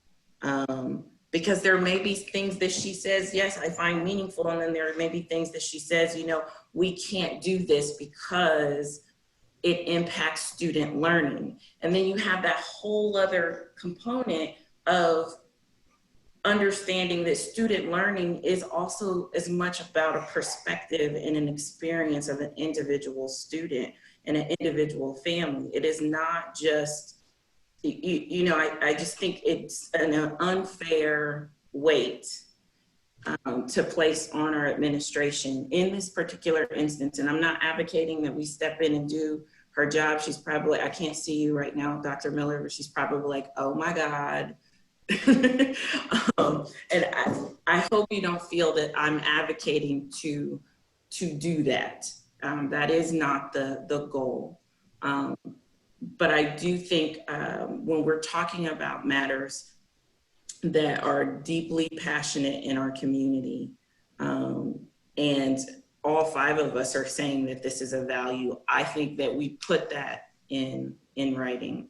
And we acknowledge that so that there's no misunderstanding or miscommunication or misinterpretation of the job and the expectation. I hope I've made that pretty, I hope I've clarified what I was trying to say. Yeah, thank you. The other thing that I would like to point out is I think this has been my fourth major, like, huge community outcry controversy in my board service. For those of you who have served longer, you have far more under your belt. But the thing that I think keeps coming back that I want to reiterate, and I know we've talked about it and you've given me a charge to do additional research around this, is we've got to find a way to prioritize communication around significant district action that we are taking as a board. It's extremely disheartening to see our community have to try to figure out how to fill the space, and that ends up in ways and in places that we cannot necessarily communicate in the same way. We don't have the same freedom, or sometimes you know, a statement is misconstrued or it's viewed a certain way. I just think that alongside of all of the things that we're doing right now and looking at, it is critically important that we find a way to plug the holes, fill the vacuum with accurate and timely information that folks can easily access. And, you know, because a lot of times, even over the last couple of weeks, I just noticed that sometimes we would literally be having conversations with people and saying the same thing. But there is this perception that takes hold that is fueled by passion and emotion and frustration and, darn it, everything else that's going on in the world, that it is our responsibility, it is our obligation to make sure that the community has the information and that you can access it, that it's quick, it's easy. And that I think is the thing that has struck me the most, is that once again, some of these misunderstandings around what we do. I think I saw an email late yesterday of someone who believed that we suddenly just started talking about busing. And to Dr. Williams' point today, this is a 10-month-long discussion.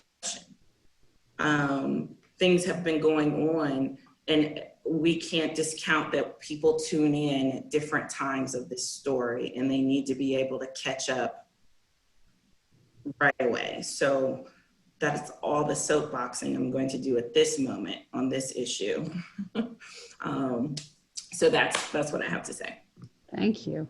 Ms. Minio, I think that leaves you for your thoughts, and then we'll kind of circle back through. Okay, thanks, Ms. Snowden.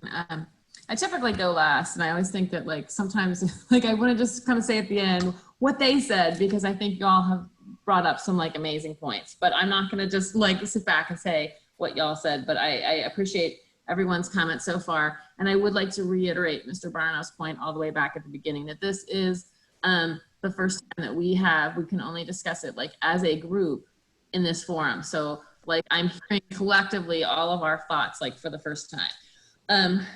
So I'm going to go ahead, and here's where I'm going to start. I want to say that, first of all, I want to start with, like, words of, like, appreciation. Our administration has worked really hard to kind of come up with what recommendations that they think are benefits to, I'm going to back up. Okay, so really and truly what I'm going to start with is when I look at a decision, this is something I mentioned earlier in the meeting, I look at what are the benefits to the students, what are benefits to the staff, especially in this time where we have identified that retention of staff is a priority. What are the benefits to the district? And I left this one out when we were talking earlier, but what are the benefits to the taxpayers and to our community? Those are kind of like the criterion in a decision. So I want to appreciate the administrators and all the work they have done. I want to say thank you to all of our staff, including Ms. Reinhardt, who are willing to change the shape of their job for the 2020 year to benefit our students. I think it's important to recognize that there are many people who are willing to do above and beyond or different next year to meet the needs of our students. Something that Ms. Powers said that I thought was like especially impactful was one of the reasons that that theater and specifically was looked at is because it was something that we considered that might be dramatically curtailed next year. That was where I think your words, and I thought that was a great choice. By COVID, it might look very, very different. And we have received many, many letters from the community asking us to be creative in the solutions. And I do want to highlight again that Dr. Williams and Ms. Reinhardt, to thank them, first of all, for their work, because they have been working for several weeks on, well, I guess like several weeks, like time is different these days. So maybe several weeks is like an exaggeration, you know, but days, I swear days are weeks at this time anyway, but they have been in conversation and working on creative solutions. So we have been working on what you have asked for. And I look forward to hearing more about the solutions they come up with to support this resolution. So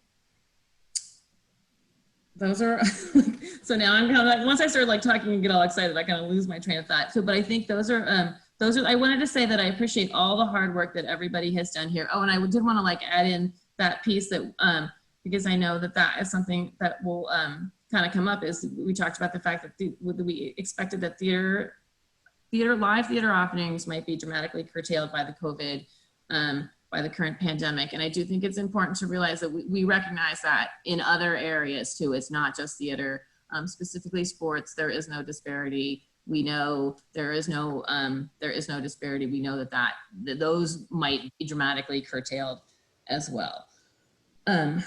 Michelle, can I interject for 1 second on that? Sure. Do you mind? Because I think one of the things that's difficult, I think, for people who are just looking at like a sports field that has, you know, some kids out there trying to do conditioning. The difference right now for us, I fully support both our arts and our athletics. They're both essential programs as far as I'm concerned for our district.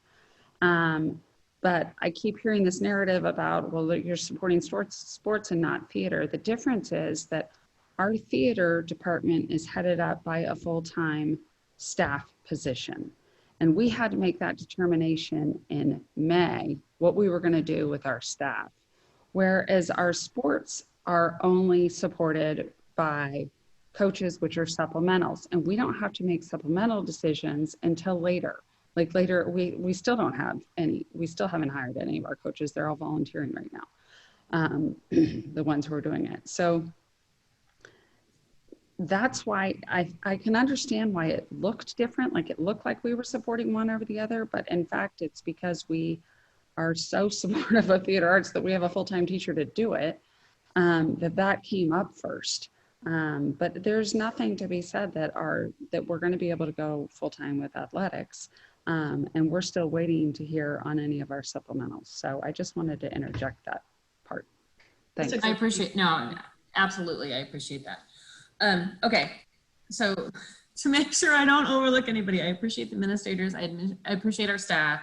I appreciate the work that Dr. Williams and Ms. Reinhardt have done. I appreciate the students who have taken the time to write us. I appreciate the community members who have taken the time to share their feelings.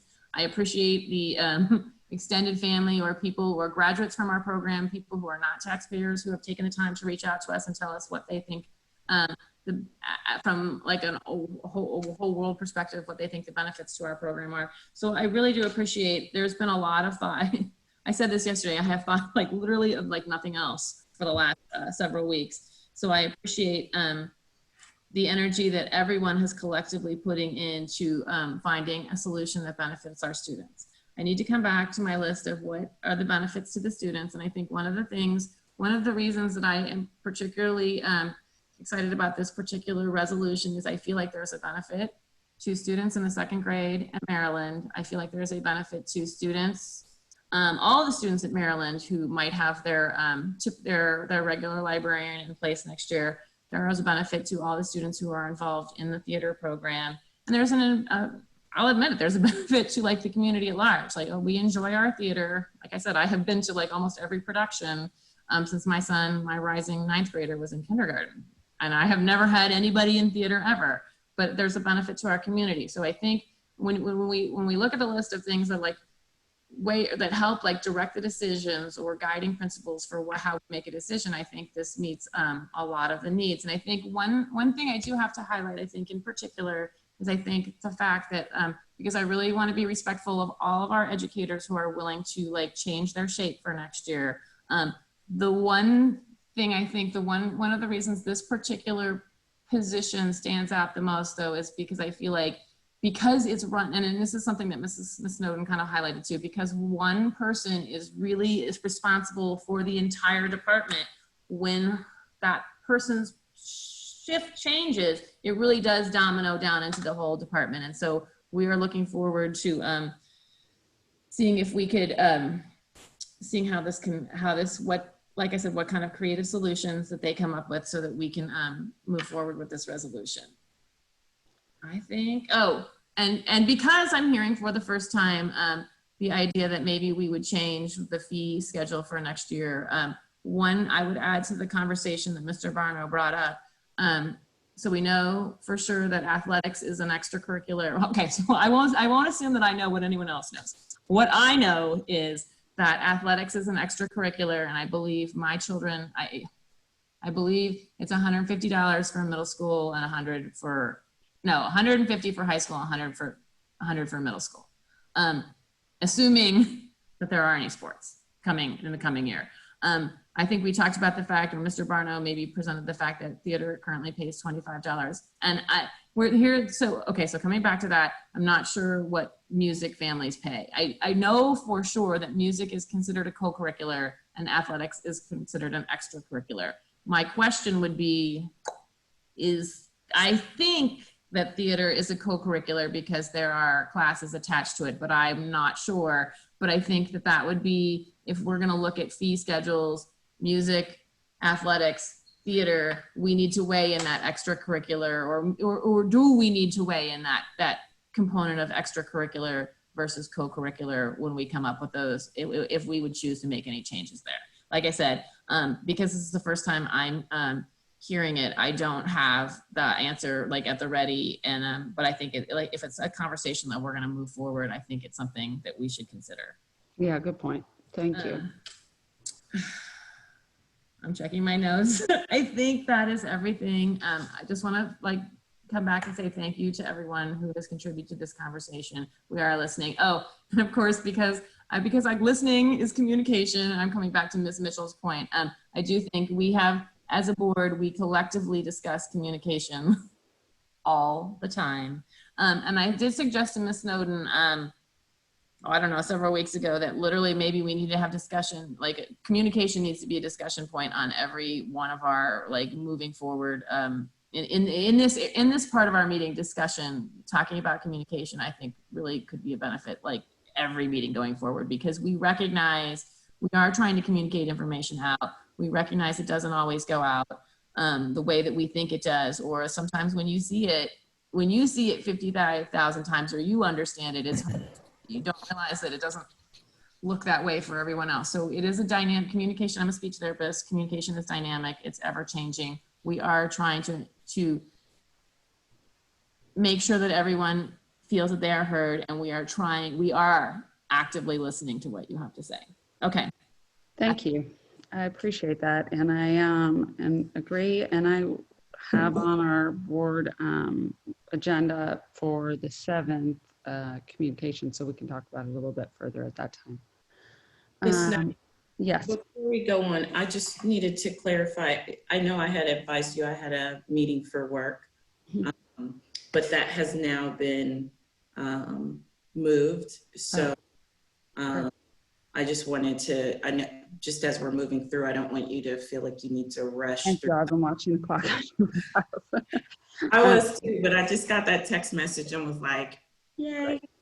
So we're good. Thank you. Okay. So Dr. Miller, I'd like to get your thoughts on some of this. One of the things that I you know better than any of us, of one of the many things you know better than the rest of us, is your conversations with Ms. Reinhardt, because clearly she's a bit of the linchpin here. And I know that one of our board members said that you felt like you had a plan from her, but my understanding was that you have a plan or some ideas from her in one scenario, like whether whether nobody's in school or maybe whether we're all in school, but is there also a hybrid plan of what will it look like if, because I know that's what the task force is trying to do right now, is figure out how to come back to school in 3 ways. So before I answer that, in the spirit of clear communication, yes, theater productions are extracurricular. Okay. A co-curricular would be, let's use choir as an example. So the vocal ensemble class, when those students perform outside of school, it's the same exact students. In order for it to be co-curricular, all the kids would have to be in a class together and then they perform. But there are some students who never take a theater class. So only 14 students, and I don't mean only in terms of each of those is very important, but 14 students signed up for for 3 different classes. So 2 students signed up for 1, 3 students signed up for 1, 9 students signed up for 1. So that's not all of the theater students. So that's why the productions after school are extracurricular. Thank you. I also think it's important to say, since there are so many people attending, there was never any intention that there would not be productions next year. In fact, when we were trying to figure out how to meet the requirements of a hiring freeze, I met with the leadership of the Bexley Education Association. We specifically talked about those staff members who would potentially be impacted by an involuntary transfer as a result of a hiring freeze, and including Ms. Reinhardt. And one of the things that I just talked about with them and with Ms. Reinhardt was to try to, if we had to use every single certified staff member during the day, which is what was required to meet the hiring freeze, to put her in a place where she would not have to learn all the state standards, would not have to attend IEP meetings or 504 meetings, because we were looking at how she could be able to continue to do after school, just as other people coach or do other things after school. We were trying to be as creative with that role to allow those after school programs. And there was never any intent that there would not be an after school extracurricular theater program if it was able to happen. So I think that's important. I understand that maybe wasn't clear to people, and so the impact was different, but that's important. And in fact, I talked with the union leadership about that, and I talked with Becky about that. And in fact, the first, her first suggestion to Dr. Williams was that she would be able to do at least 3 productions, 1 at each of the levels, elementary, middle, high. That was her initial. She said, okay, I know I could do at least 3. And so, but then I asked her to give us a plan, and she did provide a draft plan, and I say it's draft because we haven't had a chance to go through it. And that plan is a lot more extensive, and she indicated what she sent would assume that she was not in the library, and she sent that to us last week. So she put together a plan that would assume she would be the full-time theater director. She just, I think verbally, I wasn't part of the conversation, so I don't want to mischaracterize, but Dr. Williams said to me that she said, if I'm in the library, I think I could still do at least 3 productions. We don't know what we'll be permitted to do.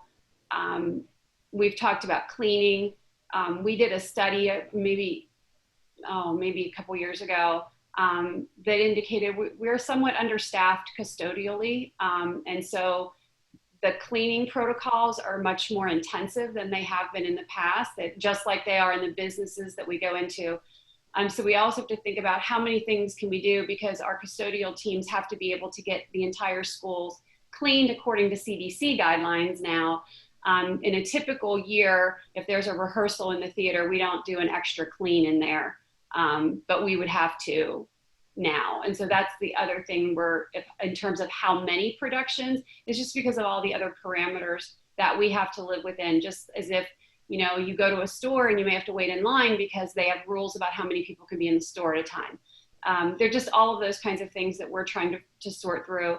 And as you said, actually our task force meets again later this afternoon to look at the results of the surveys that we put out to staff and parents regarding the different ways we might return to school, all of which are complex. So what we need to get from Ms. Reinhardt is just what we ask of our arts teachers. Ms. Abraham and I met last week with our music teachers, we met with our art teachers, and we met with our physical education teachers, just talking about what their instruction would look like if we're fully in school, if we're fully remote, or if we're in some sort of hybrid.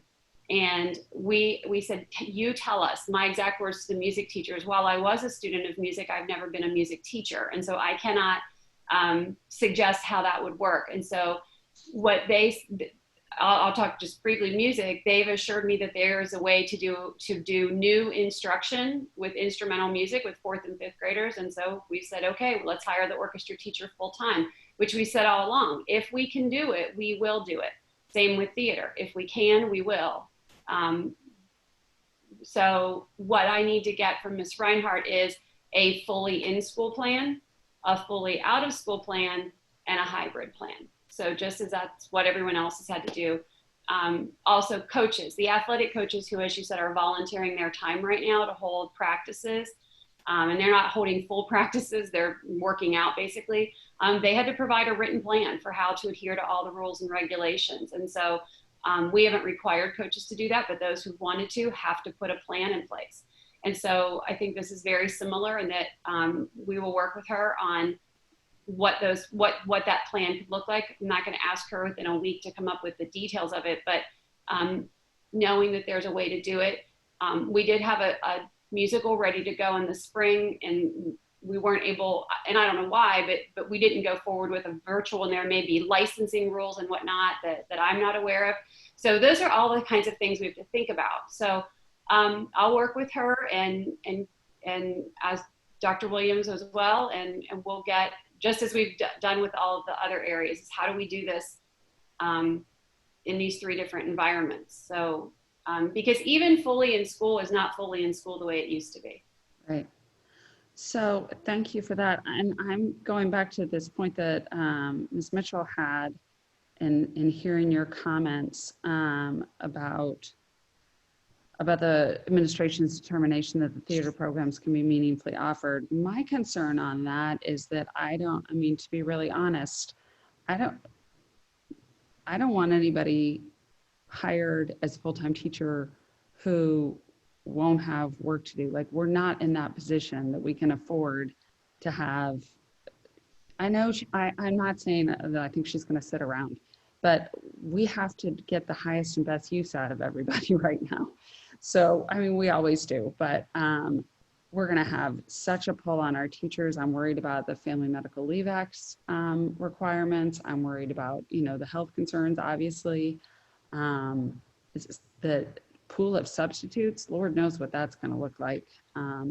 So if we have somebody paid full time, I want to make sure we're using them fully, which is why I put in this language about such as would require a full-time position to execute the programs. So Dr. Miller, just can I get your thoughts and opinions around that part of it? Would you, I don't want to assume your thoughts around it. Well, as the resolution reads, if Ms. Reinhardt is able to provide those 3 approaches and a plan, I think we treat it the same. I agree. I think we should have a plan in place before we move forward. As you said, we've been told we have a shortage of subs in a regular year. We have unfilled sub positions every single day across the district. Right. We know we're going to have other challenges to support our staff and to support our students. We just know we're going to have challenges moving forward that we didn't normally have. So I think it makes sense, just as we did with the orchestra position. Once we knew it could be done, we moved forward with it. And so in terms of the language, it's clear on what position. It's clear that it's the full-time theater director, but I think there should be a plan in place before we move forward with it. It's financially the right thing to do. I hear and appreciate the passion of the theater community. I was part of the theater community in high school. I've always said I love to be on stage. So, it's important. And I know beyond learning theater, all the things that it does for students, I want all these things to happen the way that we intend them to happen always. I would like all 5 people to be back in their positions next year.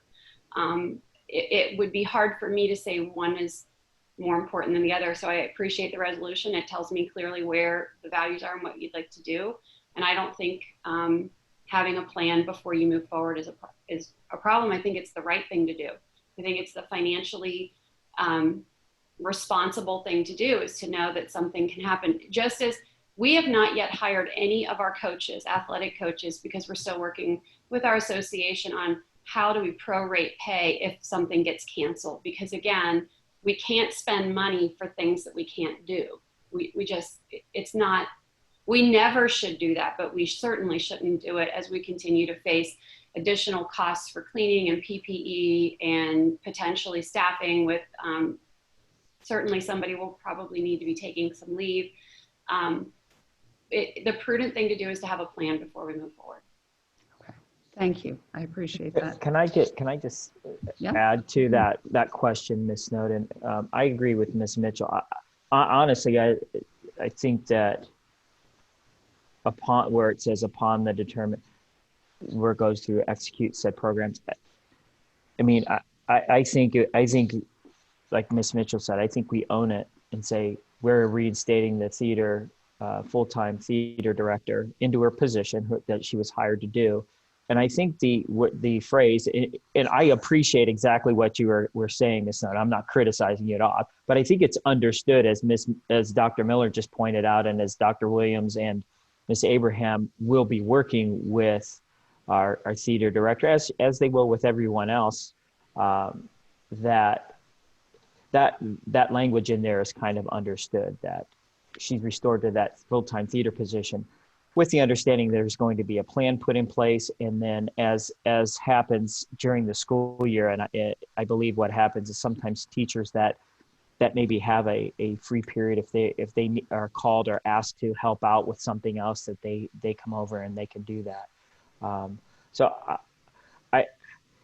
I understand it. Again, I'm not being critical at all. I think that it almost limits what our administration do. I think we restore the full-time position, and if we don't remove that language entirely, maybe tweak it a little bit to be more generalized, to allow the administration a little bit more leeway. Because as you know, as a couple of my lawyer friends here on the board, if you get too specific, sometimes it gets difficult to implement a plan around the specifics. If we're more broad and general, saying we're reinstating her and based upon a plan that will be a plan that the theater department will be able to execute, or something to that effect. Rather, I mean, again, I'm not being critical of the language. I just think that it kind of,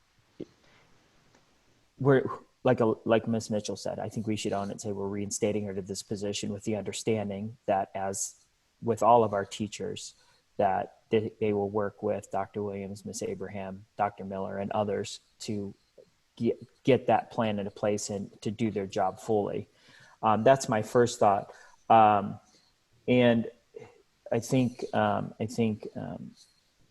can't remember who mentioned it, maybe Ms. Minio, or maybe you, Ms. Snowden, actually talked about athletics above theater or arts.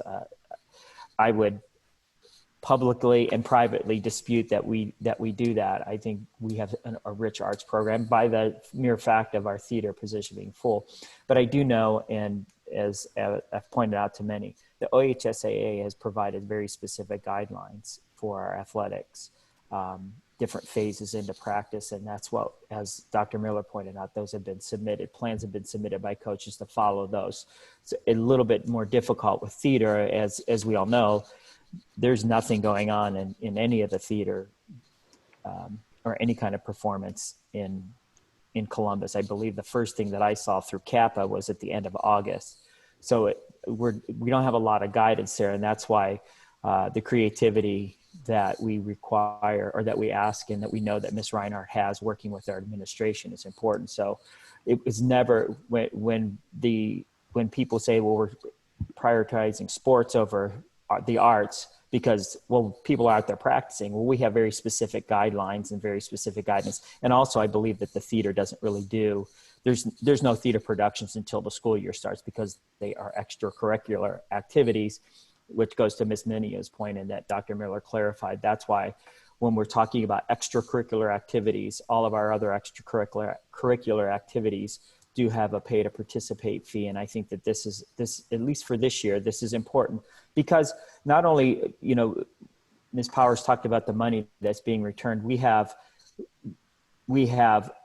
a number of other concerns and questions that we'll have, especially the cleaning issues, even after a specific performance or after a practice that we have to do cleaning.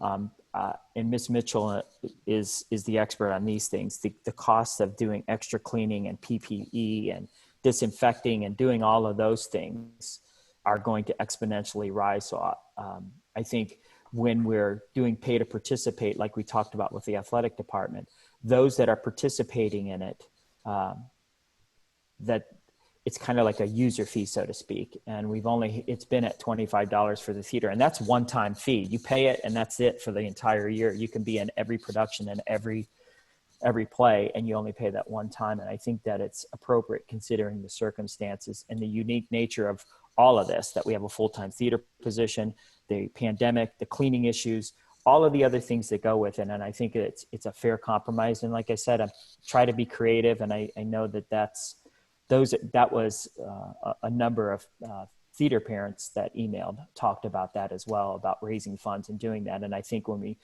we do that, we have a specific user fee, so to speak, that the pay to participate makes sense considering all of the other ramifications that will come into place by reinstating her to the full-time theater position. And in the end, I think the most important thing is the value that we place on the arts, that I don't think any of us have ever questioned that, or nobody's ever put that into doubt. And I appreciate the video that we showed. We all are in agreement with that. And so the most important thing for me in this resolution is reinstating her to that full-time position, the pay to participate. And I know that there are a number of theater parents that are willing to do that, because the most important thing for us is to get our students this experience, as many of our students have very eloquently pointed out. And I really put a lot of value in what our students say, because they are the ones that are impacted, not only the current students, but our recent graduates. So yeah, that's what I want. That's what I wanted to make sure that from my perspective on the resolution, the most important thing is reinstating her. The pay to participate fees, I think, is a fair and appropriate compromise. But the most important thing is putting her back in that position. And we used to do a lot of wordsmithing at meetings and spend hours upon hours. But I think this is a good start, and it's an important discussion to have. And that would be just my suggestion, is that we take out that phrase starting with upon through programs, and then understanding that it will be operated that way anyway. Thank you. Great, thank you. So for Dr. Miller and probably Mr. Smith, if you could work to get us before our next meeting, maybe Dr. Williams, just some of this information around so that we have it clearly. Maybe we can post it somewhere so other people can find it easily. The difference between our what our extracurricular fees are and our pay to participate. I know we just passed policy on it, so it's a matter of gathering the policy and the numbers. And, you know, I'd like to see how much of it has been paid in the last couple of years, meaning what our collection looks like. And also what's of key importance to me, and I know I don't always speak on behalf of the board, but I feel confident that each of us believes that it's important that no child be denied the ability to participate because of financial reasons. So we'd want to make sure we have that same kind of language. And I'd also want to know, I believe that maybe extracurricular, I'm not sure, some programs that we have, if you're free and reduced lunch, you don't even like file anything, you just don't pay. So I'm curious if that's, go ahead, Dr. Miller. Yes, students who are on free or reduced lunch are automatically have a waiver.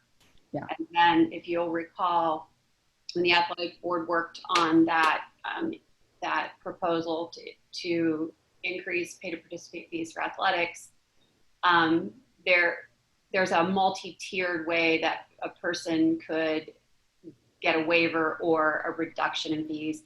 I think it's important to note that we finished our first year of the increase in athletic fees, and we had no reduction in our participation rate actually was higher than it had been before. So the increase in fees did not negatively impact participation.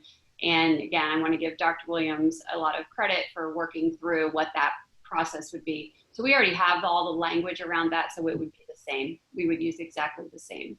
That'd be great. Thank you. Dr. Miller, can I ask a quick question? And you may not have this information presently, and it really just kind of came into mind with this discussion, so I apologize.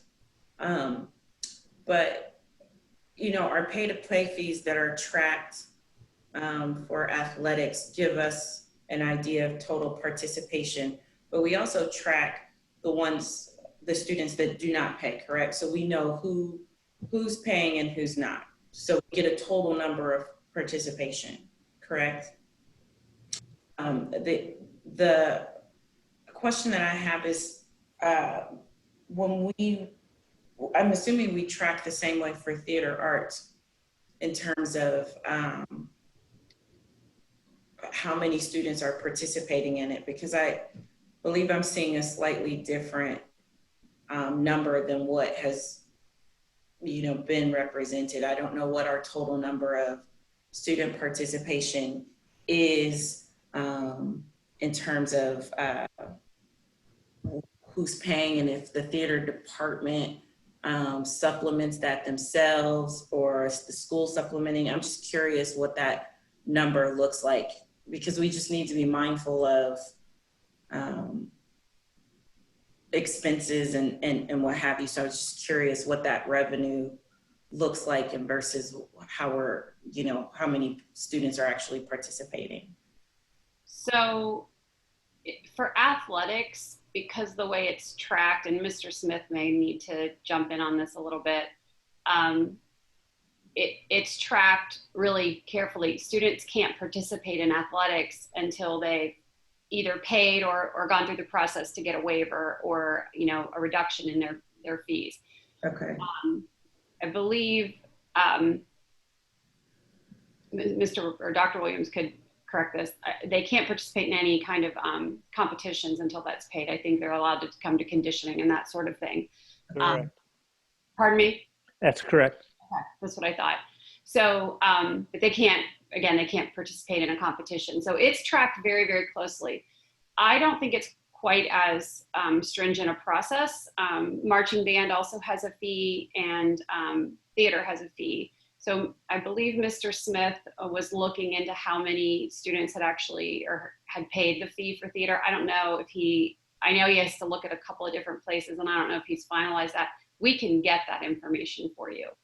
Yeah, I've been able to, I guess, narrow it down with the help of Ms. Reinhardt, because things can be receipted into different codes and whatnot. But what was difficult this year was when comparing previous years, just like athletics, theater, we had we had about 3 months of no activity, so no payments, no pay to play fees.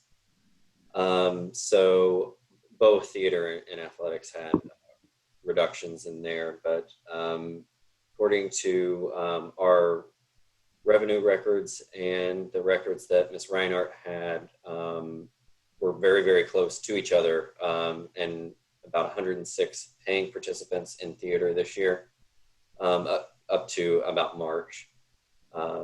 So, and then I don't have athletics just because I was looking at theater, but that's about where we are at this year. Great. Thank you. Well, we'll talk about that a little bit more if you guys can, whatever information you can provide to us around that. Yeah, and don't feel like it's like I'm asking for a report per se, but it's just for information. If you have it, that'd be great. Thank And Ms. Bowden, can I just weigh in on the issue that has been discussed about the last part of that resolution section about whether to own it, as Ms. Mitchell said and Mr. Barno supported. I don't think I did a very good job of articulating it when I was speaking, but that is the language that I was trying to say, that I hope that by the time we got to the point of acting on the resolution, that we would have the information about whether a plan was adequate to permit us to go forward. And my idea was that by then maybe we would be able to remove that language. So I just wanted to add my thought on that to clarify that I would support not having that language or adjusting it to confirm that there was a plan. I think there have been a lot of creative solutions suggested so that, if we're hybrid attendance, full-time in the school or full-time out of the school, distance learning, that I would anticipate that we would be able to go forward with theater. And I appreciate wanting to have that in a plan, but I'm hopeful that we'll be far enough down the road that way so that we can take that language out. Great, thank you. I appreciate that clarification. I'm trying to be mindful of everybody's time. Does anybody else have any comments on this resolution? I'm sorry, I forgot to mention something before. I'm sorry, I don't know who I interrupted, but this will be very quick. Sorry, Michelle. No worries. What Ms. Mitchell said about the communication and Ms. Snowden pointed out, as a board, we need to own this. This isn't talking about district communications. I think we met and we talked about this in our retreat in February. Mm-hmm. This is something that is very difficult as a board because, for instance, we have, if there's a Facebook post and 3 of us start posting on there, that technically would be considered deliberations if 3 of us are posting on Facebook without a notice, which would violate sunshine laws. So I've been thinking about this a lot because it's difficult. And this is a strictly Board of Education communications, not district. It's us saying, okay, here's what our meeting was. And again, we talked a lot about this at our February meeting, and it's a very difficult field to navigate because we have those restrictions of sunshine laws. Again, the example is if somebody posts something on Facebook and then I comment and then Ms. Mitchell comments and then Ms. Powers comment, that technically could be considered deliberations. So it's a very hard thing to figure out of how, as a board specifically, just as us 5, here's what we've discussed. Here's what we've talked about. I know we've got meetings. I know we have board agenda. All of that stuff is public information. None of this stuff is secretive. We don't meet in private or what. These are things that we've talked about a lot. And again, I think Ms. Mitchell is correct. As a board, we have to own how we as a board are acting. The administration and the district have their communications. We have a plan in place.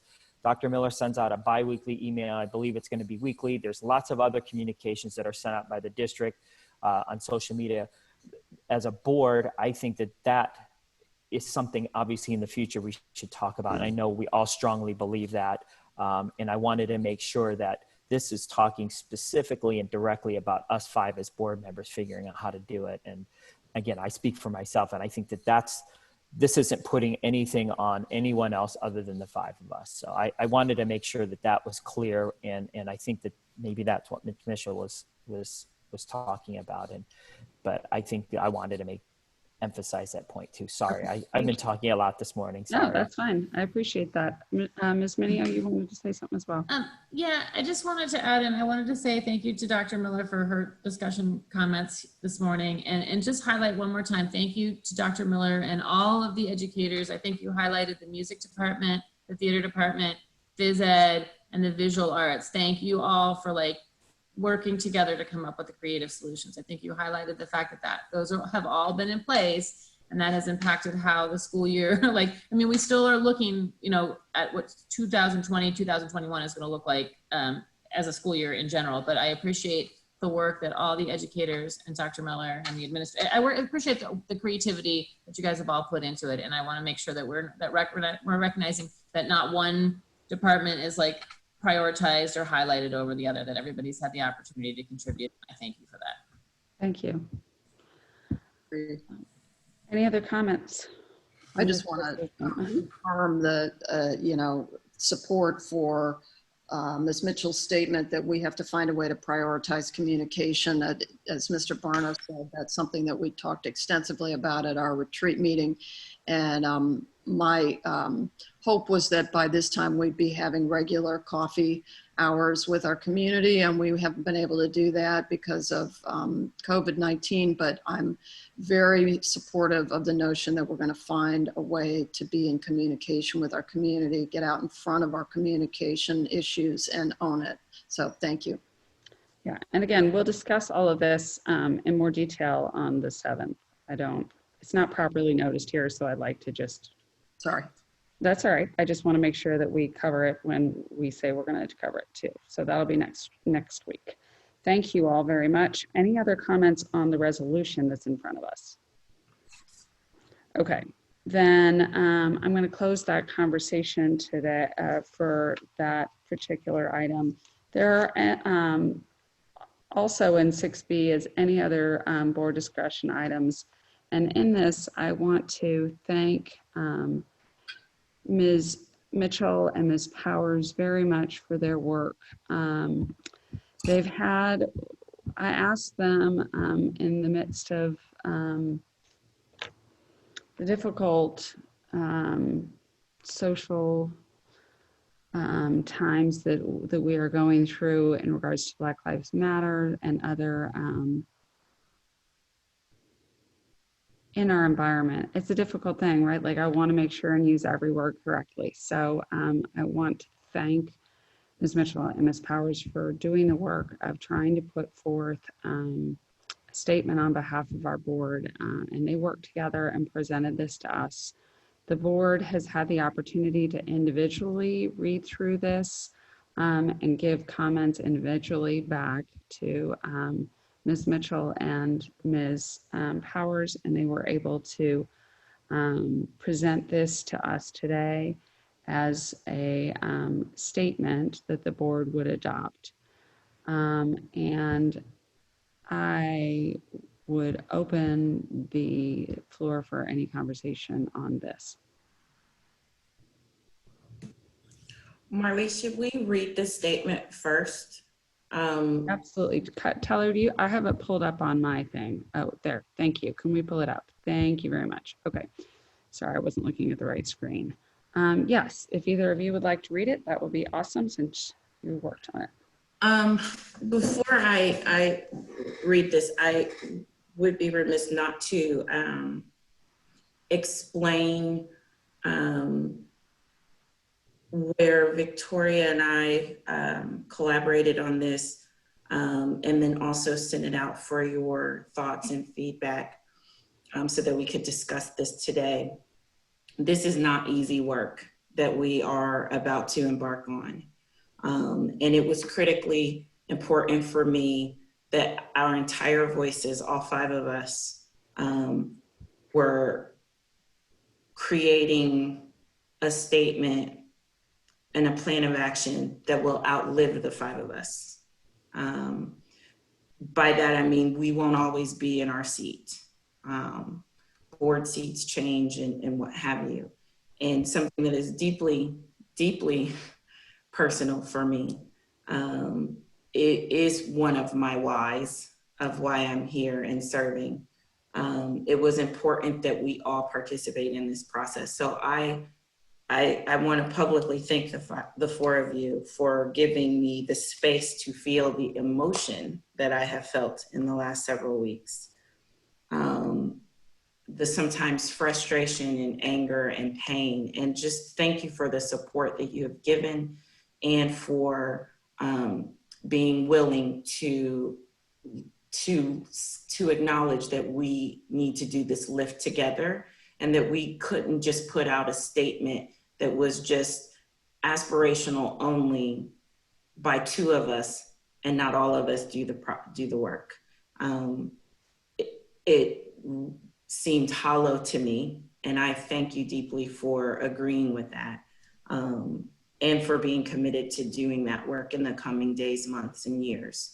And with that, Victoria, I'll read down to a part and then I'll let you pick up. How's that? We'll team tag it. Perfect. The Bexley Board of Education acknowledges the voices and expectations of our community in response to recent events that call on us to confront racism, not only through conversation, but also definitive action.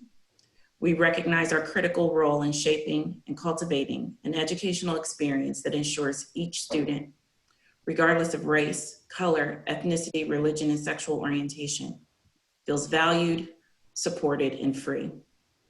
We believe this is essential to any public school environment, and that our work in recent years towards this goal is merely the beginning and not the end of our journey. We commit to prioritizing district action in the coming weeks and to working in direct partnership with our valued community advocacy organizations, the City of Bexley, and other community stakeholders in our process. We will move forward intentionally and with humility. We commit to identifying specific and direct action that will support the needs and expectations of our most vulnerable students and will benefit all students, all Bexley students. We are inspired by the voices of advocacy within our community, especially those of our current and former students. We will seek to engage those voices and add our own in dialogue and understanding to model advocacy first, and finally, to affect and empower change in our community and beyond. We look forward to continuing that process and work and to sharing our journey with the Bexley community. Thank you. And thank you for your work on that. I can't imagine that it could be better said. Does anybody else have any comments before we vote to accept this statement? I would like to thank Alicia for helping me think about this. What she just said is something that she said to me while we were discussing what to put into this statement. And it really, I'm going to repeat it because it struck me as such an important thought, that we have to put together a plan of action that will outlive this board and this moment, that will ensure, and that's what Alicia said to me when we were talking about this, and it was such a powerful thought. And I just want to amplify that and remind us all that we are working within a community to build a better community for the future. And that's what the school board and our district and our community have as a task every day.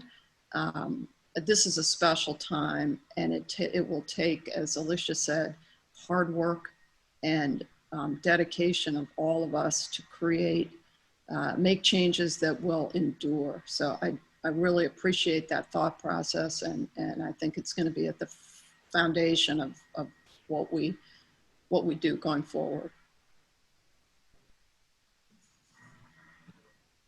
Thank you. Are there any other comments on the statement? All right, I will say that we will post this on our website, on the Board of Education page on our website. And we're going to ask Dr. Miller to include it in her next message out to the community. And as Ms. Mitchell has indicated, this is just the beginning. So we want to make sure that our statement and our intent is clear, and now we can move forward. One of the things that we're starting to do is a book study that Layson Smith has started with our staff already, and we'll be joining in that conversation. And then we will look to see what other steps we can take as we go forward. But this foundational step is essential, and I appreciate it very much. Thank you, guys. Thank you. Okay, so with that, can I have a motion to approve? We don't have this on, there we go. It's item 6C. So can I have a recommendation to approve item 6A, please? So moved. Ms. Noted, 6A is the resolution on the budget cuts. Oh, thank you. We wrote So I think, it wrong. did you want to do Sorry. that as a first reading, or did you just want to vote on 6B? I just want to vote on 6B. I can edit, if you have permission to edit the agenda to change that to 6B. That'd be great. Thank you. I think we have to, as the policy says, we have to have someone move to change the agenda to indicate that as 6B, and then have at least 4 of us vote for that, just to be. We could very certainly do that. technical. It was my understanding it was a typo, but to be clear, we'll go back. I'm sorry, I'm not trying to be a stick in the mud. I just want to make sure that we're. No, there's different ways of doing this. That's so. what they teach me to be in law school, is a stick in the mud. No, exactly. That's your first class in first year. Okay, so on the, can I have a motion to amend our agenda for our special meeting of June 29th? And such amendment would include the movement of the changing of item 6C to include the recommendation of approval items 6B. Can I have a motion? Thank you. Second. Thank you. All in favor signify by saying aye. Aye. Aye. Not sure I heard everybody. Sorry if I didn't say it out loud enough. Thank you. Any opposed, same sign. Okay, that motion carries. Now, can I have a motion to approve item 6C, which is the approval of the statement in 6B? So moved. Second. Thank you. All in favor, please signify by saying aye. Aye. Aye. Thank you. Any opposed, same side. All right, that motion carries. Thank you very much. All right, so now we are moving into our executive session section. Can I please have a resolution to hold executive session, which is a public, for one of the following reasons under section Ohio Revised Code, 121.22, to consider the items in respect to public employee and employment. Can I have a motion to hold executive session for that reason? So moved. Thank Second. you. Take that in a second. And so, Mr. Smith, that's a roll call vote. Ms. Powers, Yes. Ms. Minio, Yes. Ms. Mitchell, Yes. Mr. Barno, Yes. Ms. Snowden. Yes, thank you. So with that, we'll move into executive session. We will not be coming back for any public comment other than to close the meeting. We will not be voting on anything in particular. So that is what I have. Great. Thank you. Okay, which is a good thing because my screen just disappeared. So thank you. We will move into executive session. Everybody have a good day. Log off the Zoom for? So, Mr. Smith, do you know, is the Zoom go? We'll leave the Zoom going. Mr. Tro will leave it going, and we'll have a, you can log off and then we can log back on, or you can just leave it there, mute it, take off your video, however you want. But we'll keep the Zoom going. And then we'll be back for. Yeah, then we'll come back to adjourn. Okay.